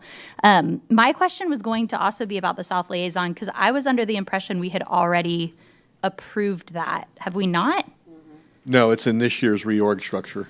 Okay, I thought we approved it You'd last approve year. the concept to expand, but we not were the bringing it back actual. formally as an actual position for approval before the board. Okay, got it. All right. Well, we look forward to seeing that then. Ms. Fields? I think that you guys are a great team, and you're doing great work in the county. I want to commend you all for that. I remember, Steve, when discussion came about with the position in Winter Haven. And one of the reasons why is because Winter Haven was contemplating possibly establishing their charter school district. And Superintendent Byrd, along with others, had conversation on what can we do to show that we do care about the Winter Haven community and we want them to stay as a part of the school district. So I'm happy that that happened. I'm happy that Superintendent Hyde came along and was in agreement, and we've been able to build from that. And my question is the same as the other two, is I thought we had already agreed that we were going to have a fifth position when Ms. Portney was on the school board, to have someone to represent the other pocket of the county, because it's very, and I know life is not fair, but it's unfair that they don't have a voice and they don't have anyone that's working for them like these four are working in their area. I am more than happy to accept this conversation as approval to move forward with the posting and advertisement of said position, so. And I appreciate that, and when we're ready to vote, you have mine. Well, at this point, it sounds like we already voted, but I'll go back. I will go back. I recall that we approved the concept for a fifth to grow into this year, to cover that last region. But I'd be more than happy to go back with Ms. Winchester, and if it was generally approved by the board to move forward with, I'm more than happy. I won't have to bring it back to the board because you've already provided that approval. It's very clear and evident that the need is there, and to not have that fifth regional liaison really does create an additional workload on these four, and it's very difficult because these relationships require nurturing. These aren't one-offs. You don't just call a company and say, hey, partner with Polk County Public Schools. It's finding out what they're willing to do, and I've been very clear with the team, as has Mr. Green and others. We're not looking just for money. We are highlighting the relationship. We need mentors, we need tutors, we need those things. And we firmly believe that once they get there and they build relationships with these students and our staff, it becomes a long-term relationship that's mutually beneficial. There's a lot of research that shows that when companies allow their employees to volunteer in schools, there is an actual return on investment for them. It's not always financial, but it comes out in the culture and the climate, and the fact that they're giving back to their community makes everybody feel good. So absolutely, I'm more than happy to review it, and if I don't need the board's approval, I will send an email to the board confirming that. But again, based off the conversation thus far, I'm fairly confident that we are good to go. Thank you. Thank you. Dr. Allen. So the context is so important. So the fact that you brought that history and in a sense as it connects to the school improvement plans as well and what those needs are, you demonstrate that so well. The passion, the tears. Thank you, Reba, for allowing tears to form as well. And I do want to draw us back to our strategic plan in this because you guys are fulfilling that, and we need to note that. So engage family and community, right? So this would be strategy 3.3. Expand and ensure alignment between the district strategic plan, right, as it relates to school improvement plans as well, and our community, government agencies and entities, nonprofit groups, and business initiatives. you're doing that. And, when we talk about communication, as we're moving around as school board members, I'll say something, communicate something, an initiative. Oh, I heard that in the chamber room, right? So to me, we're enhancing our communication initiatives as well with you being present within the chambers. And I thought that was a great move as well. So thanks for treading new territory on that. Developing great teachers, Superintendent Hyde. Provide teachers and students with the tools and resources necessary to meet the demands of Florida Learning Standards. We create this beautiful new academy, but what's interesting in that is that teacher of the media program has enhanced her skill in a sense. And just like visiting that space as it was under construction, the advisory from Ms. Lay as it relates to just the paint, right? And the significance of the green screen paint, that's the enhancement. When we were there ribbon cutting at the CFAA in Winter Haven, the two teachers, the brothers, you would probably be able to speak to them, but one that's teaching robotics and the other one that's teaching within the aeronautical school. I mean, that is enhancing their teaching initiatives. So in essence, you are fulfilling our strategic plan, so thank you, thank you, thank you. Going back to Kylie, you were talking about the principal for the day, and we want it to be like a full day. I did hear from a principal, yeah, we want it even more than a full day. We want them to know that when we wrap up our full day, we go right to the football game, right to activity or event. So let's extend it beyond so they can see really how much work our leadership, the school leadership is doing in essence. So really, I did have one question. And just as we go through our reorganization here in a moment, we're switching our structure of regionals. So how do you think and how do you see that really enhancing and bettering the work that you're doing as we go more from like a spatial regional, right, to, grade level to spatial? I don't know. I mean, just on the fly, but yeah. I think it's going to make things seamless. Mhm. We're all going to be on the same page. We all report to Tracy as high schools. But I know in my area, I will report to Beth Nave and to Dr. Henry. But that's great. And so the South, hopefully, liaison will work together in that area that we both have. I think it's great because now we can go to all their meetings. We're being invited. We're going to know exactly what their academic outcomes are, and then we can go to our schools and help them bring the community in. It's going to be seamless. It's going to be great. Right. We're very Yeah, excited. appreciate the work you're doing. Thank you. And there is a new pilot proposal that was presented to me very recently, and so I provided some feedback, and so the hope would be that we'll bring that pilot proposal back before the board. It will formalize a few of the processes and steps, and it's based off, we actually have requested a meeting with all of our chamber leaders so that we can be inclusive of the entirety of Polk County, because again, we don't want to do something that again reinforces the perception that one community gets something that nobody else gets. And so I was very adamant about that. They were very receptive to that feedback. And so I look forward to being able to bring that before the board here very soon. But it will provide them with additional tools and resources via some software and some other strategies so that they can create that comprehensive needs list and then start to align it to companies and donors and volunteers. And so it's an exciting opportunity, and there's far more to it than that. I'm oversimplifying it intentionally because I don't want to steal Rita's thunder here. Reba, sorry. Miss Wyatt. Thought I already spoke. Oh, I had you last. I'm sorry. Sorry. There are no further questions or comments. Thank you all very much. Board members, next is Mr. Jason Pitts and Heather Jenkins. They'll be wrapping up, as you recall, the staffing plans and any changes to the org charts. If I recall correctly, we had 4 remaining topics after the last meeting. So Mr. Pitts will provide an overview of those and address any questions that you may have.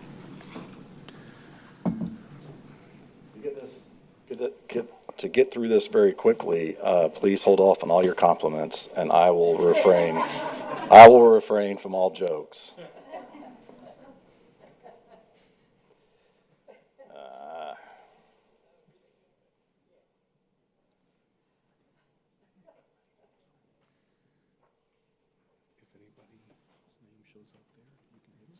Okay, just a brief reminder of what we're doing and what you'll be asked to approve, okay? Attached to this agenda item is 173 pages of documents. But what you're approving is the very beginning documents that we'll finish up on today, which just explains all the changes, upgrades, reorg of who reports to who. You are not approving this picture document of an org chart. That is always a work in progress. The IT department has developed a wonderful app, and all the mistakes that have been experienced by me was because of me and not by them.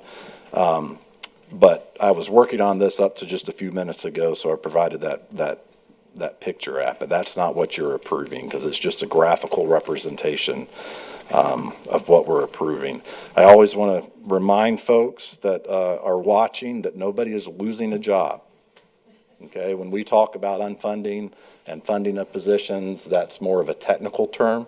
Okay, it's not that anyone's losing jobs, and most of the unfunding of positions that you see here are vacant jobs, but nobody is losing their job.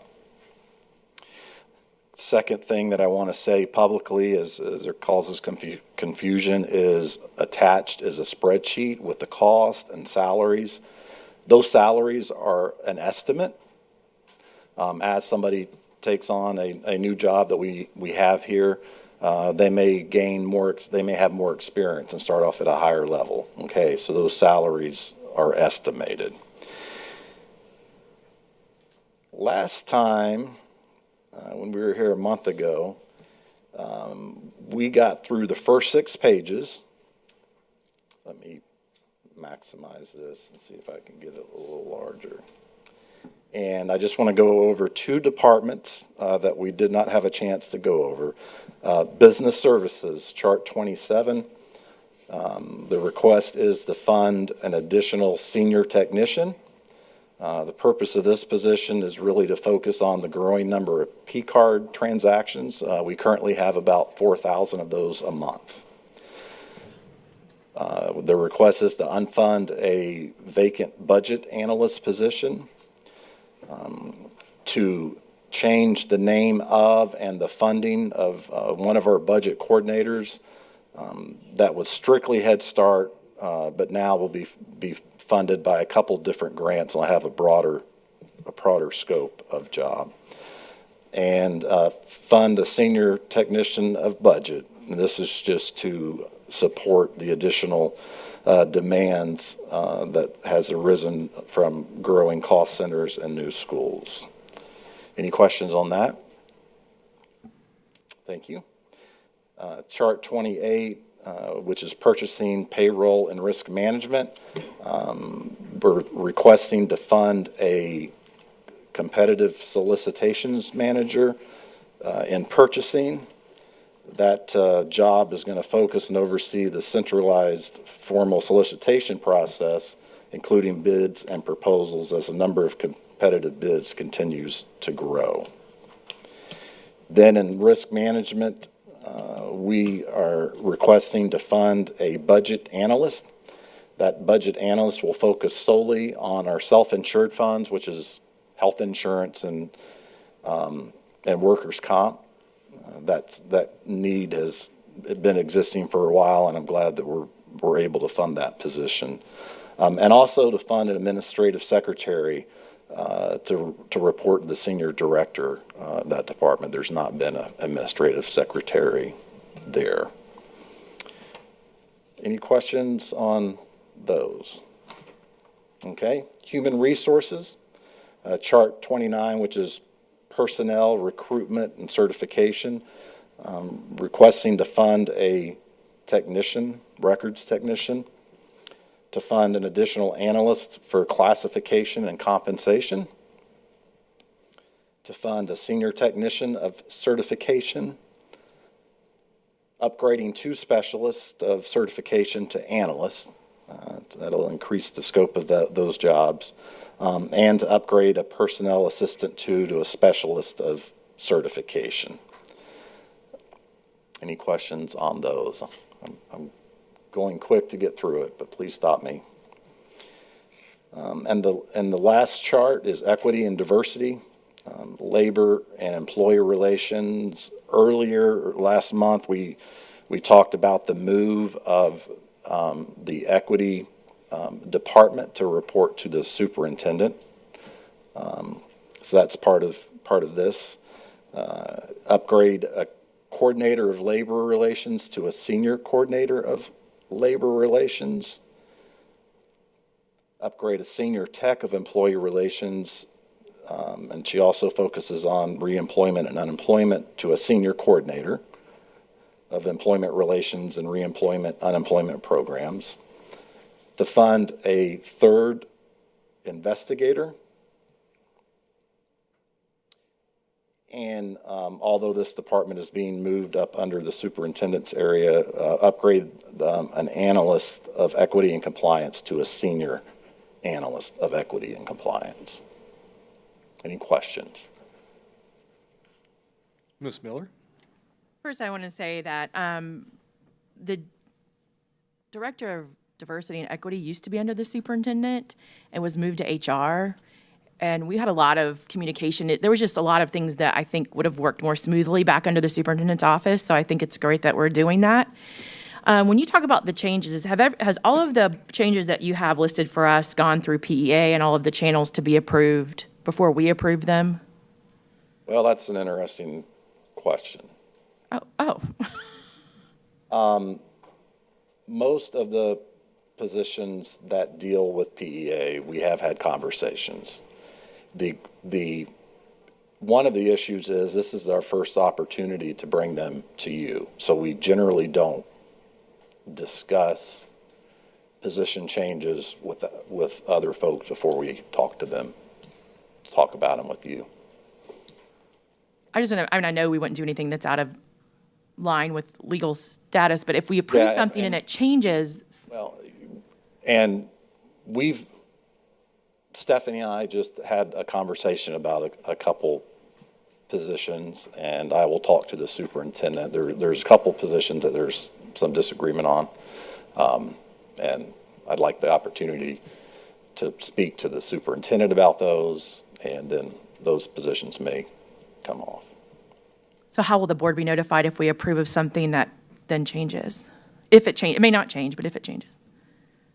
Well, if we can't resolve what I'll call it the disagreement, that's not a good word to use. But if we can't resolve it before you vote on it, those items will come off and we'll come back to you. Okay. In a different manner. Thank you. Ms. Wyatt? Thank you, Superintendent Hyde. I was just going to echo a little bit of what Ms. Miller said with the DEI department going back under the superintendent.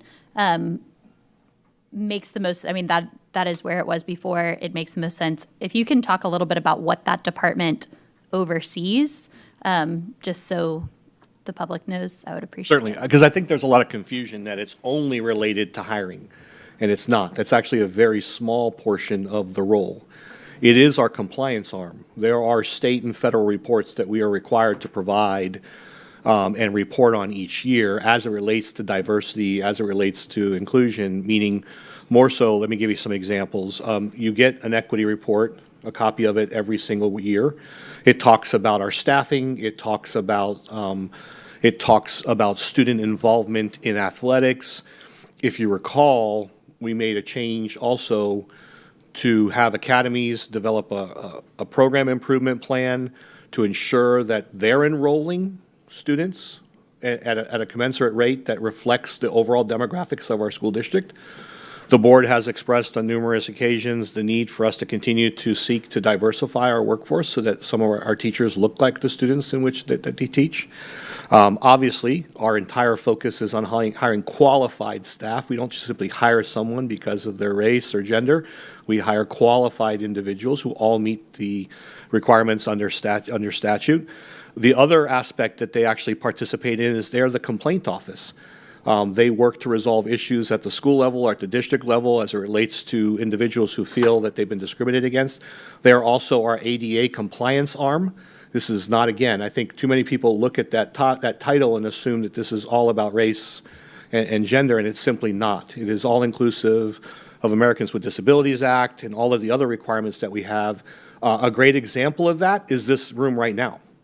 When I first arrived here, we had received an ADA compliance complaint because the ramps were too steep and unsafe for us to have individuals in wheelchairs or handicapped individuals to appropriately access this area. And now you see we leveled the area, we made the ramp conducive, and it falls within the parameters. And we actually have handicap spots up front that are reserved, and we also have a landing at the top. And so we are now ADA compliant, and this department, it helps to ensure that. The other thing they're involved in is procurement. They work to ensure that we're meeting state and federal requirements as far as how do we provide preferences, if any, or are we complying with board policies and state requirements for how we post our bidding, how we're selecting local vendors. That has been a large concern expressed by this board repeatedly, is the fact that many of our local contractors and businesses feel that they have not or don't get an equal opportunity to submit competitive bids. And as a result, many of them have stopped bidding altogether because they felt that the process was disingenuous. And so this individual helps with that. They help monitor that. They help make sure they have a voice. They sit in all director level and above interviews to ensure that when we have quality candidates, we're selecting those candidates appropriately. This is also about veterans' preference. And so this role is all inclusive. It is far more than just HR. Again, hopefully I was able to explain that properly. And it did. Up until 2013, it reported to the superintendent's office. And I think there are a lot of, because it touches so many departments, it does not belong in HR. And this is not anything, this is not a negative commentary about HR, but the change occurred 2 superintendents ago. I believe as Ms. Leroy made her transition, that's the year that the change occurred. I don't know why. But I do know that several of you have expressed to me a desire for it to return back under the superintendent's purview. And so I respectfully, that's what we submitted. Thank you, Superintendent Hyde. Yes, ma'am. Ms. Fields. Actually, I thought that the position was moved to HR when Superintendent Byrd was the superintendent. I'm not sure. I do know that the creation of that position came under the leadership of Dr. Gail McKenzie. I do remember that, and Otis Anthony was the first person to fill that position. I too think that the idea of moving it back under the superintendent's purview is best. I think one of the things that really concerned me in the different correspondence that we've been getting from different people is to imply that we just put people in positions because of the color of their skin and that they aren't qualified. That's a bunch of foolishness. And I would challenge anybody to think that we would stoop that low to do that. I don't think anybody want a handout. They just want an opportunity to be able to apply for positions and be given the same level of respect that others get. So I am very much in support of that. Mr. Pitts, I do have a question about the summary of all the positions at the very end, where you break down the council contracts and the subtotal learning support proposed at the February 28 workshop and others. Can you explain that for the public? And my question is, for the ESE positions that we had discussion in February, are any of those positions based on us getting funding from Medicaid? And I don't know if that would be a Mr. Pitts question or a Superintendent Hyde question. Well, the cost of the district reorg is full cost. Okay, and I'm going to go to that last page here. Okay, thank you, I appreciate that. Part of the reorg in that department will allow us to go after additional Medicaid dollars based on the funding of those positions. So we shifted a cost to the general fund. That's reflected in this grand total here of $4,965,000. We hope over the next handful of years that we can recoup as much as $3 to $4 million based on other districts our size and what they're collecting. But we had to change the funding because it's double dipping if we're using federal funds and then going after federal funds. So hopefully that answered your question. What if we don't get those dollars in Medicaid? Where would the dollars come to take care of the increased costs for this reorganization? So this reorganization, and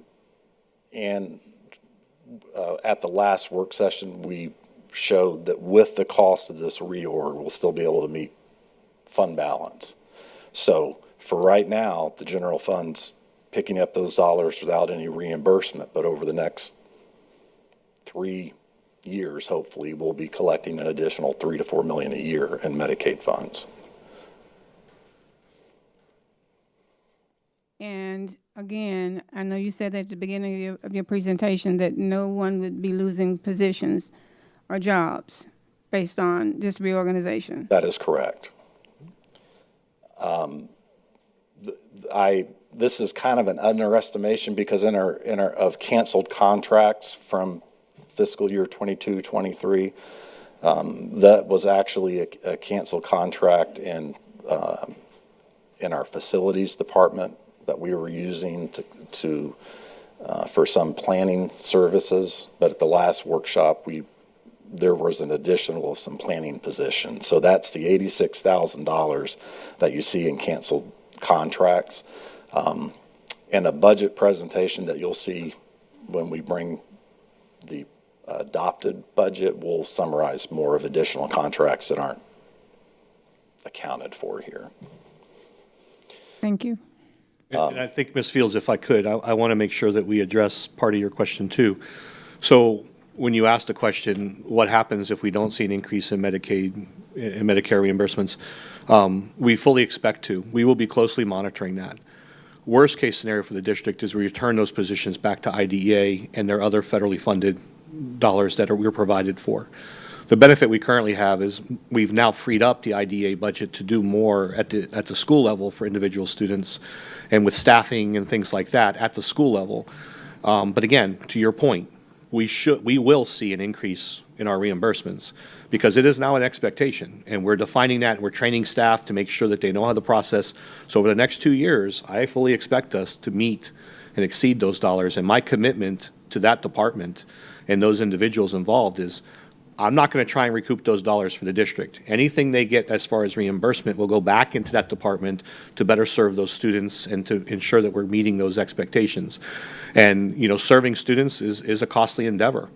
Hoyer lifts, medical equipment, you know, the staff ratios for students that are medically fragile is incredibly burdensome on the district, but something we willingly and lovingly take on. And so, to your point, we will closely monitor. I'm happy to provide quarterly updates if need be, so that the board feels confident in how we're progressing in our billing and recovery rates. But there's a lot of services we provide our students that we should be getting reimbursed for. And so, as Mr. Pitts noted, we did survey the districts in the Big Seven, so our 6 counterparts, to see what are they getting back. And interestingly enough, we actually have a higher, in many instances, we have a higher ESC enrollment than some of those districts as far as a percentage of our student population. So we should see a better return on that. I think actually 3 million is an underestimation. So I actually expect that we should see more than that. But it's going to take us some time. because it's about training, it's about documentation and submission, and making sure that we're doing it properly so that everything we submit can be reimbursed. So- And I also want to clear up, make sure there's no misunderstanding. We are not adding positions to go after federal dollars. Those positions are currently serving students and are currently being paid from federal funds. If we had not seen the increase that we did in our general fund dollars this year, there might have been a need to reduce the level, but the general fund was able to handle that shift in the funding dollars. So it's primarily just a shift in funding out of IDEA. I understand that, but I appreciate Superintendent Hyde saying that you all will give us a quarterly update on where we are, because this is a big leap. This is a big opportunity. And, you know, I think that as board members, we are ultimately the ones that's going to be accountable and responsible along with the superintendent. And so I want to make sure if I'm going to vote on this, and I'm going to vote on this, I want to make sure that we have a backup plan, and you define it, and thank you for that, so that if something comes to pass, that we have some surprises, we are going to be in a good place to be able to take care of it. We'll bring a presentation on really what that process is, on how that works for Medicaid reimbursement, just so there's, you know, just a better understanding of how that process works. I appreciate it. Thank you. Dr. Allen?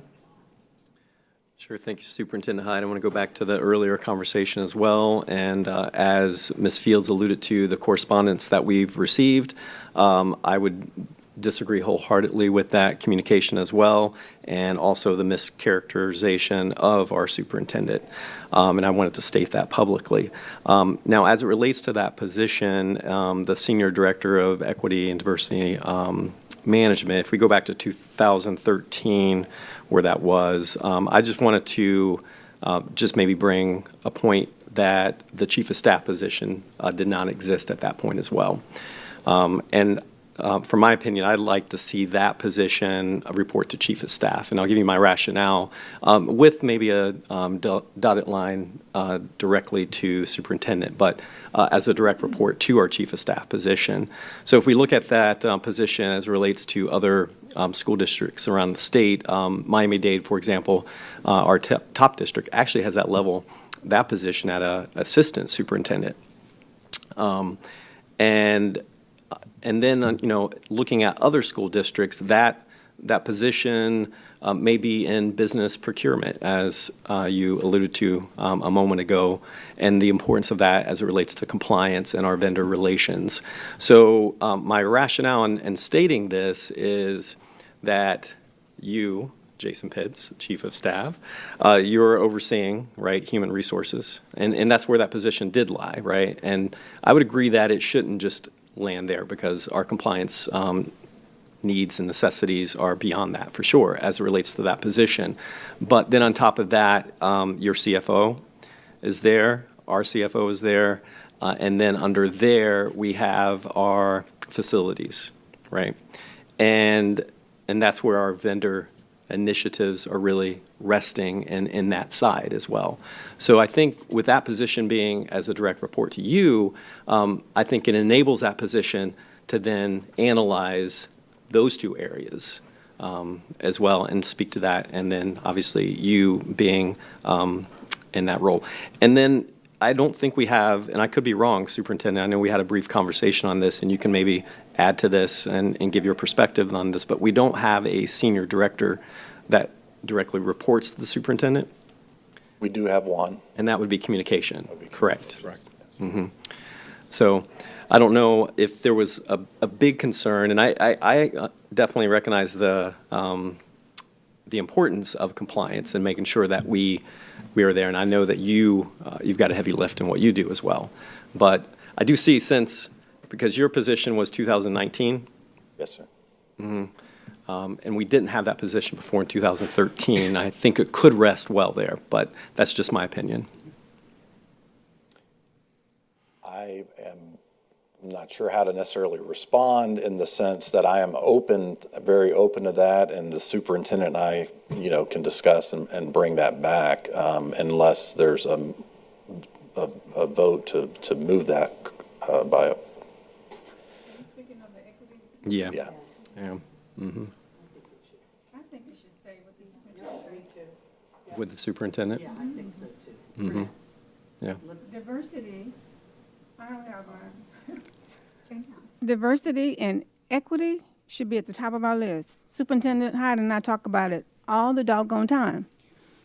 And I think that he is the one ultimately that's going to be responsible. He's going to be evaluated on whether or not those goals are met.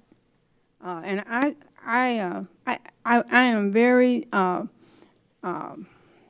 passionate about the fact that I think it needs to be under the umbrella of the superintendent of schools, not under Mr. Pitts. No offense to No you. offense taken. I said no compliments at the very beginning of my presentation. Right. I'll give you one later. Mr. Sharpless. I wasn't able to make it to the last work session, but I did review everything that was the presentation that you gave, as well as Ms. Jenkins during that. And I'm just looking at the bottom line here. This is a $4.9 million increase, or what I would call a $4.9 million investment. Okay, and so my question is, how are we going to evaluate the return on our investment for that? What do we foresee in objective outcomes as far as performance in our district? I support the superintendent and his vision. I mean, we hire, well, I didn't hire you, but I certainly extended your contract. But that's, that you're accountable to us and the board. So I'm just curious to know, for this investment, what are we getting out of it? And then, because to be frank, I've seen our assessment data from this year, and I'm not very happy with the performance. And so I'm just curious, what is this going to do, this investment, in our culture, how are we evaluating this? It's a great question, but keep in mind, there's also two sides to what we do. Okay. There's an operational side, and, for a very long time, we were not in a position to reevaluate roles and responsibilities. And as a result, many of our people were overtaxed and overburdened and underpaid. And so now, and again, if no fault of the school district, the board, the superintendent, the finances just simply were not there. We have done an incredible job over the last 2 years of eliminating contracts, redundant contracts, non-essential contracts, to largely more than overpay for our increases in changes to the org chart. And so I think you're going to see far more efficiency coming from our departments. I think you're going to hear far less complaints. I think you're going to see an improved culture and climate at the end of the day. And these things do directly translate to what's happening in our schools. Properly staffing HR. If you really do the comparisons, as the 7th largest district, and likely to be the 6th largest district in the very near future, with almost 120,000 students attending Polk County Public Schools, we are grossly understaffed. Name another one of the large 6 districts that has one staff attorney on staff. Look at our HR department. Look at our certification department. We've been slowly adding there, because the number that gets missed most often is they're processing over 1,000 new employees within a couple months each summer. And I'm being generous. I'm being very low on my estimate of how many actual employees they have to process. That's not even including all of the contract renewals they have to do. So part of this is, how do we right size as a school district? And I think to provide the best ROI and to provide the best supports and services for our school level employees. I join you. Our initial data, I'm going to urge a lot of caution on behalf of the board. Polk County has really never hung their hat on proficiency scores. We've hung our hat on growth. And there are no growth measures this year. So this year's data set, and as I told the board in an email, I would urge a lot of caution. That's why I've not brought forward the data, because, as you know, cut scores and level setting for reading and mathematics has yet to be defined. The initial scores that we've received were based off prior cut scores and level scores. That will all be redone on August 3rd and 4th. And as you know, I was asked to represent large urban districts at those meetings. But even within that data set, there are some amazing examples of schools that improved, especially amongst the 42 turnaround schools and support schools that we had. The schools that implemented corrective reading, the data looks fantastic. Our acceleration points at middle school and high school increased significantly because of our master schedule review process that Mr. Green and the regionals have implemented with every other department. So there are some incredible positive stories within there. However, I was the first. Mr. Green and I had a long conversation about it. No one's satisfied with the continuing to see certain scores at certain levels. We are far better than that, and we need to continue to push to improve. And this gets back at core instruction and how are we providing the appropriate materials and supports for our schools? Do we have the right calendar? And again, part of this is guidance counselors. You know, when you see the year in review here in August, and you'll get our discipline data for the year, I think it's alarming as a school district when we say that we had 117,000 students, we had 105,000 referrals, but 2,700 students had 10 or more referrals. So the data's skewed. What's more alarming is when you look at those students and how many of them had repeated years of 10 or more referrals, and yet, where are the wraparound services? We didn't have them. We didn't have enough guidance counselors. We didn't have enough social workers. We didn't have mental health counselors. So with your permission in improving a change to our school allocation model, now I'm getting on the academic side. If the environment is not conducive to teaching and learning, it's not safe, students don't feel well-centered, they're not going to learn. We are taking a much more aggressive position on student discipline. We're meeting with DJJ. I've had meetings with our local judges who supervise and are dealing with our students.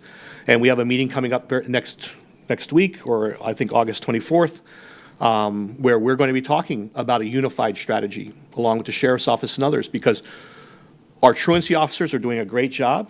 A great example, you got these door hangers. They're visiting homes all summer to meet with parents to say, what do we need to do to make sure that your child can get to school and stays in school and can be successful? They're walking the streets. They're getting out there. Ms. Wyatt contacted me to say, is this real? I want it because they write down on there, please call me at, sorry I missed you. And Ms. Wyatt was concerned that one of the community members had reached out to her saying, is this a phishing scam or is this real? No, it's real. We're out there. And so that's an investment. So it's a longer answer to your question.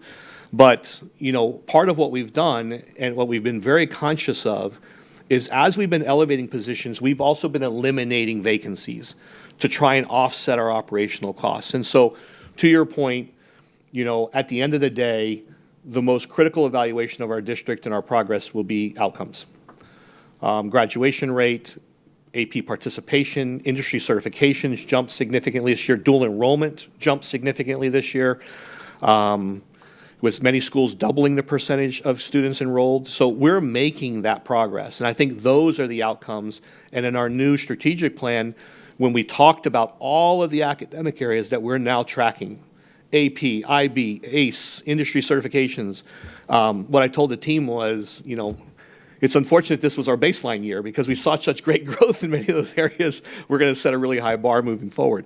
But let's not misconstrue the reality.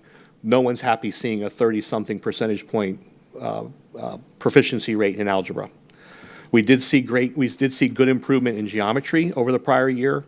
You know, and it's hard because it's not the same test, so it's hard to do an apples-to-apples comparison, but we're not performing where we need to be. And we recognize that, and we continue to put strategies in place to address that. Comprehensive wraparound tutoring services that the board approved, corrective reading adoption. I mean, we've refined all of our interventions and supports, and we only use research-based proven methodologies. We no longer just allow for the adoption of just whatever the soup du jour has been. So it's a great question. It really is. And I know you and Dr. Allen and others are very data-driven and analytical, and I want to be able to provide that for you. But the measure of the operational side, I think, is measured differently than the student outcomes, but they directly impact those. So hopefully that made sense. It did, and some of it has to do with culture. also. And so my other question that I had, so part of it was how we're going to measure the outcomes, but another part is being competitive in the workplace. And so do these changes make us, and the elevated salaries, the $4.9 million investment, does it make us more competitive to hire people that, from our surrounding districts that we might, want to get the best talent possible? Are these salaries and increases and different changes, is this making us more competitive as a district? And do we see an improvement in recruiting and retaining the best staff possible for our students? So you'll see, we haven't brought forth really our definitive plan on how we're going to increase salaries overall this year. These positions and the increase in some of the positions and their responsibility is really to support our schools and our students. And for many years, with the tough budget years we had, we have stayed very lean. We have a lot of folks that are spending late nights here. This is an investment. These extra positions will also be an investment in the work-life balance of those that have taken on a lot of extra responsibility because of not being able to add positions over the years. I would say that most of our position pay is still not competitive in any way to private industry. And we have challenges being an in-count, not a coastal district, and being able to offer those higher salaries. So that is a step, but we still have a long way to go in making those higher competitive salaries, I would say. Real quick, I want to add two things just because and then I'll answer any other questions.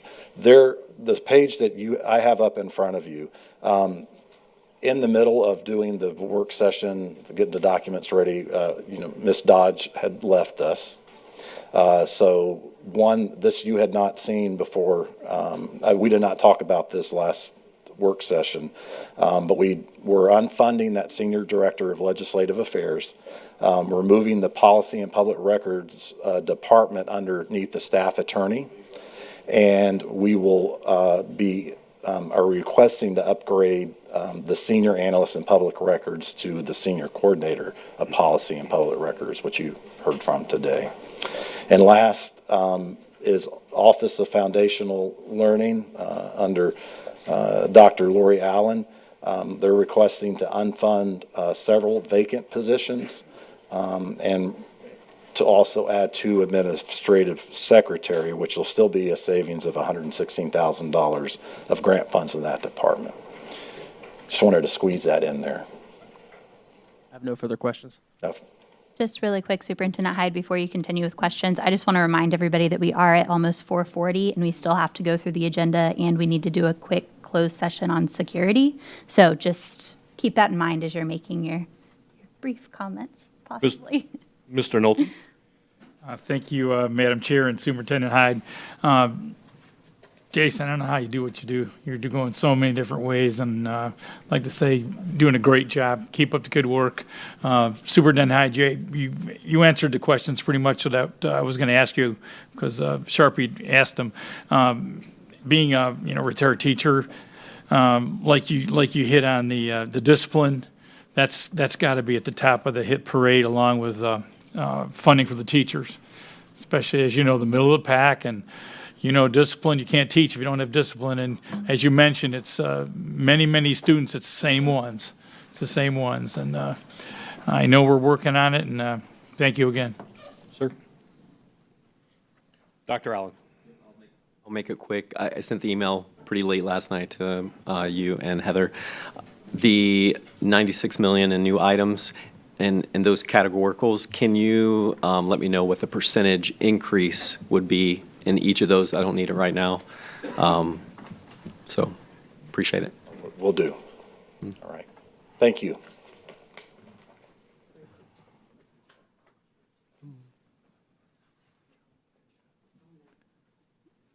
Thank you, Mr. Pitts. Madam Chair, the only remaining items are informational items. the donation report, the adult meal pricing had a slight modification to it, and then you received the April and May financial analyses. Any questions on the information items? All right, and we will quickly go through our board agenda. Any questions on sections A through C?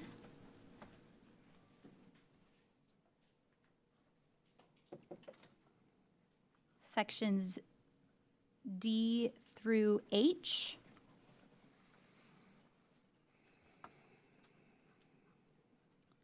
Seeing none. Sections I through L?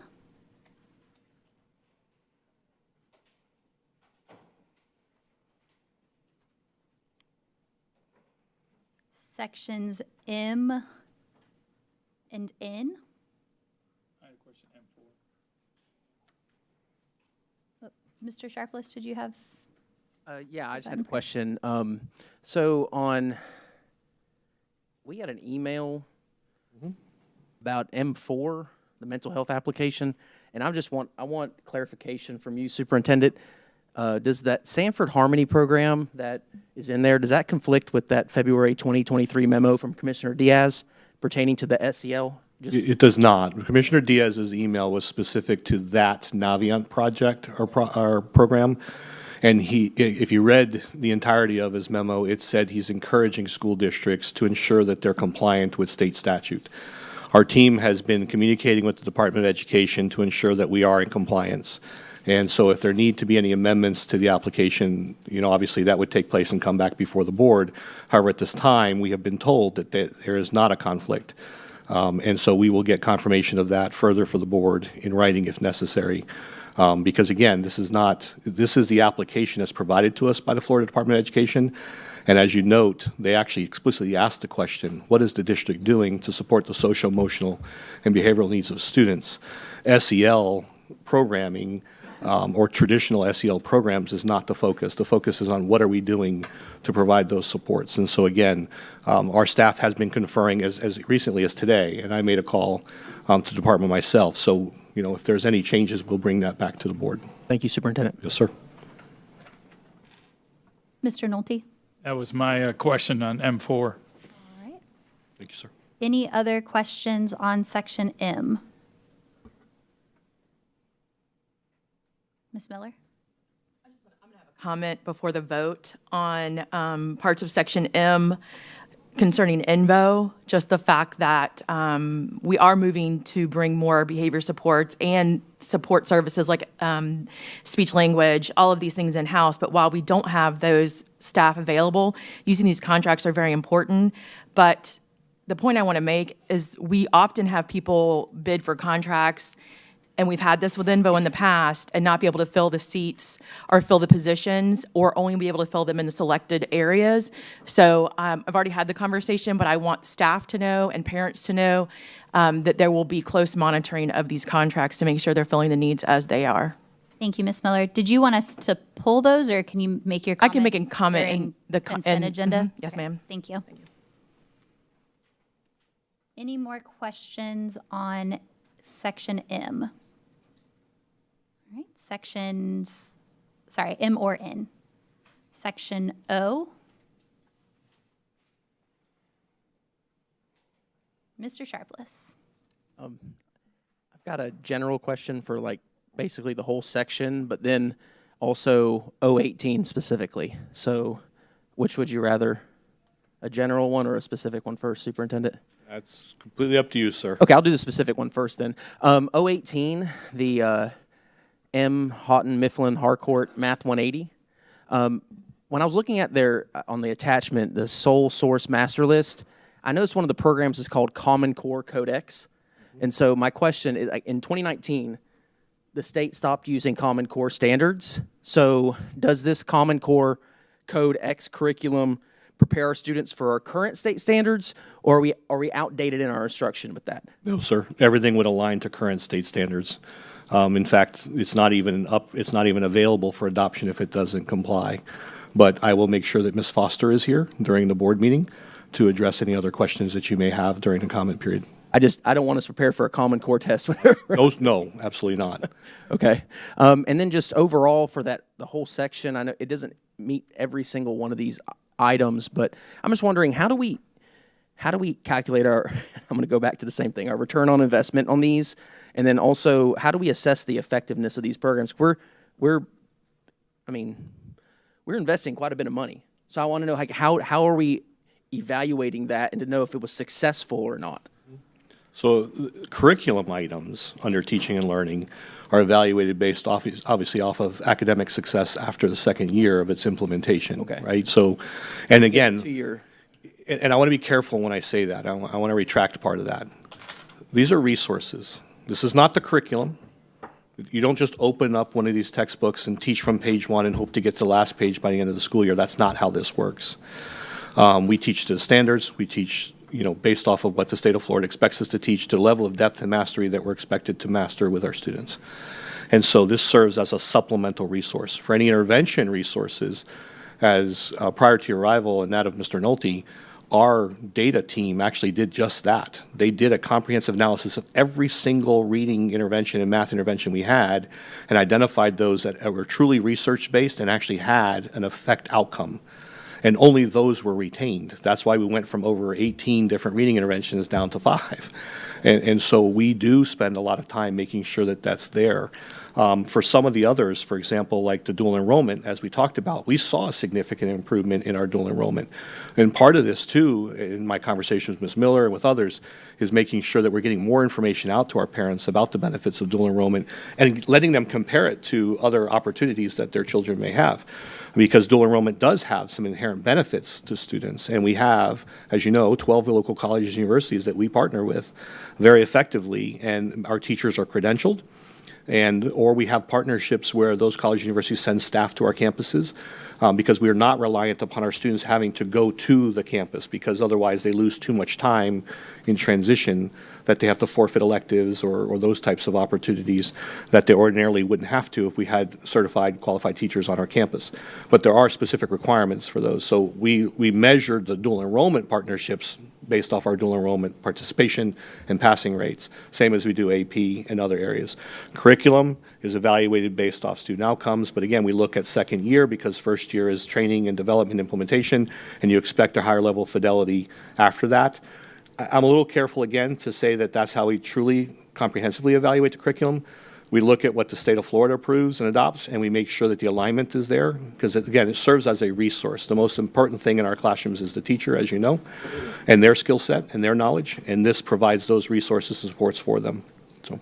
And one of the reasons I say that is there's this common perception that in education we just chase the next greatest thing, and I just want to make sure that, it lets you have an opportunity to speak to why we are investing in these different programs. So, yeah, again, they're research-based and they have a proven methodology, and we've had a success rate with them. Corrective reading, I think, is another good example of that, where the schools that adopt and implement corrective reading did better.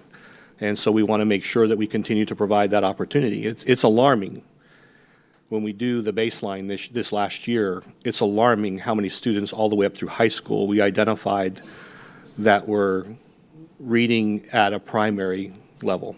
If you can just provide us with some of that data, that'd be great. So that when we're out in the community and we're asked those kind of questions, we can actually. Absolutely. Thank you. Happy to do so. Dr. Allen. I was going to make a minor comment during the consent agenda comment portion as it relates to the dual enrollment articulation agreements. That's it. Any other questions on section section O? Board members, for clarification, if I may, Madam Chair, just to point out that in the staffing plan, there is one group that we have yet to finalize with PEA, so that will not be reflected. It's included, but you're not voting on that tonight, and that's basically the positions in the ESOL department. The conversion of those positions will be pulled for this evening and be brought back to you once we finalize that the TRST positions we've reached an agreement with PEA. Thank you, Superintendent Hyde. Any questions on action agenda section P? I know Mr. Sharpless, you have to abstain from P5 due to your relationship with Warner, and you've filed that paperwork? Yes. Beautiful. Beautiful. Right, seeing nothing else on section P, anything on section Q with public hearing?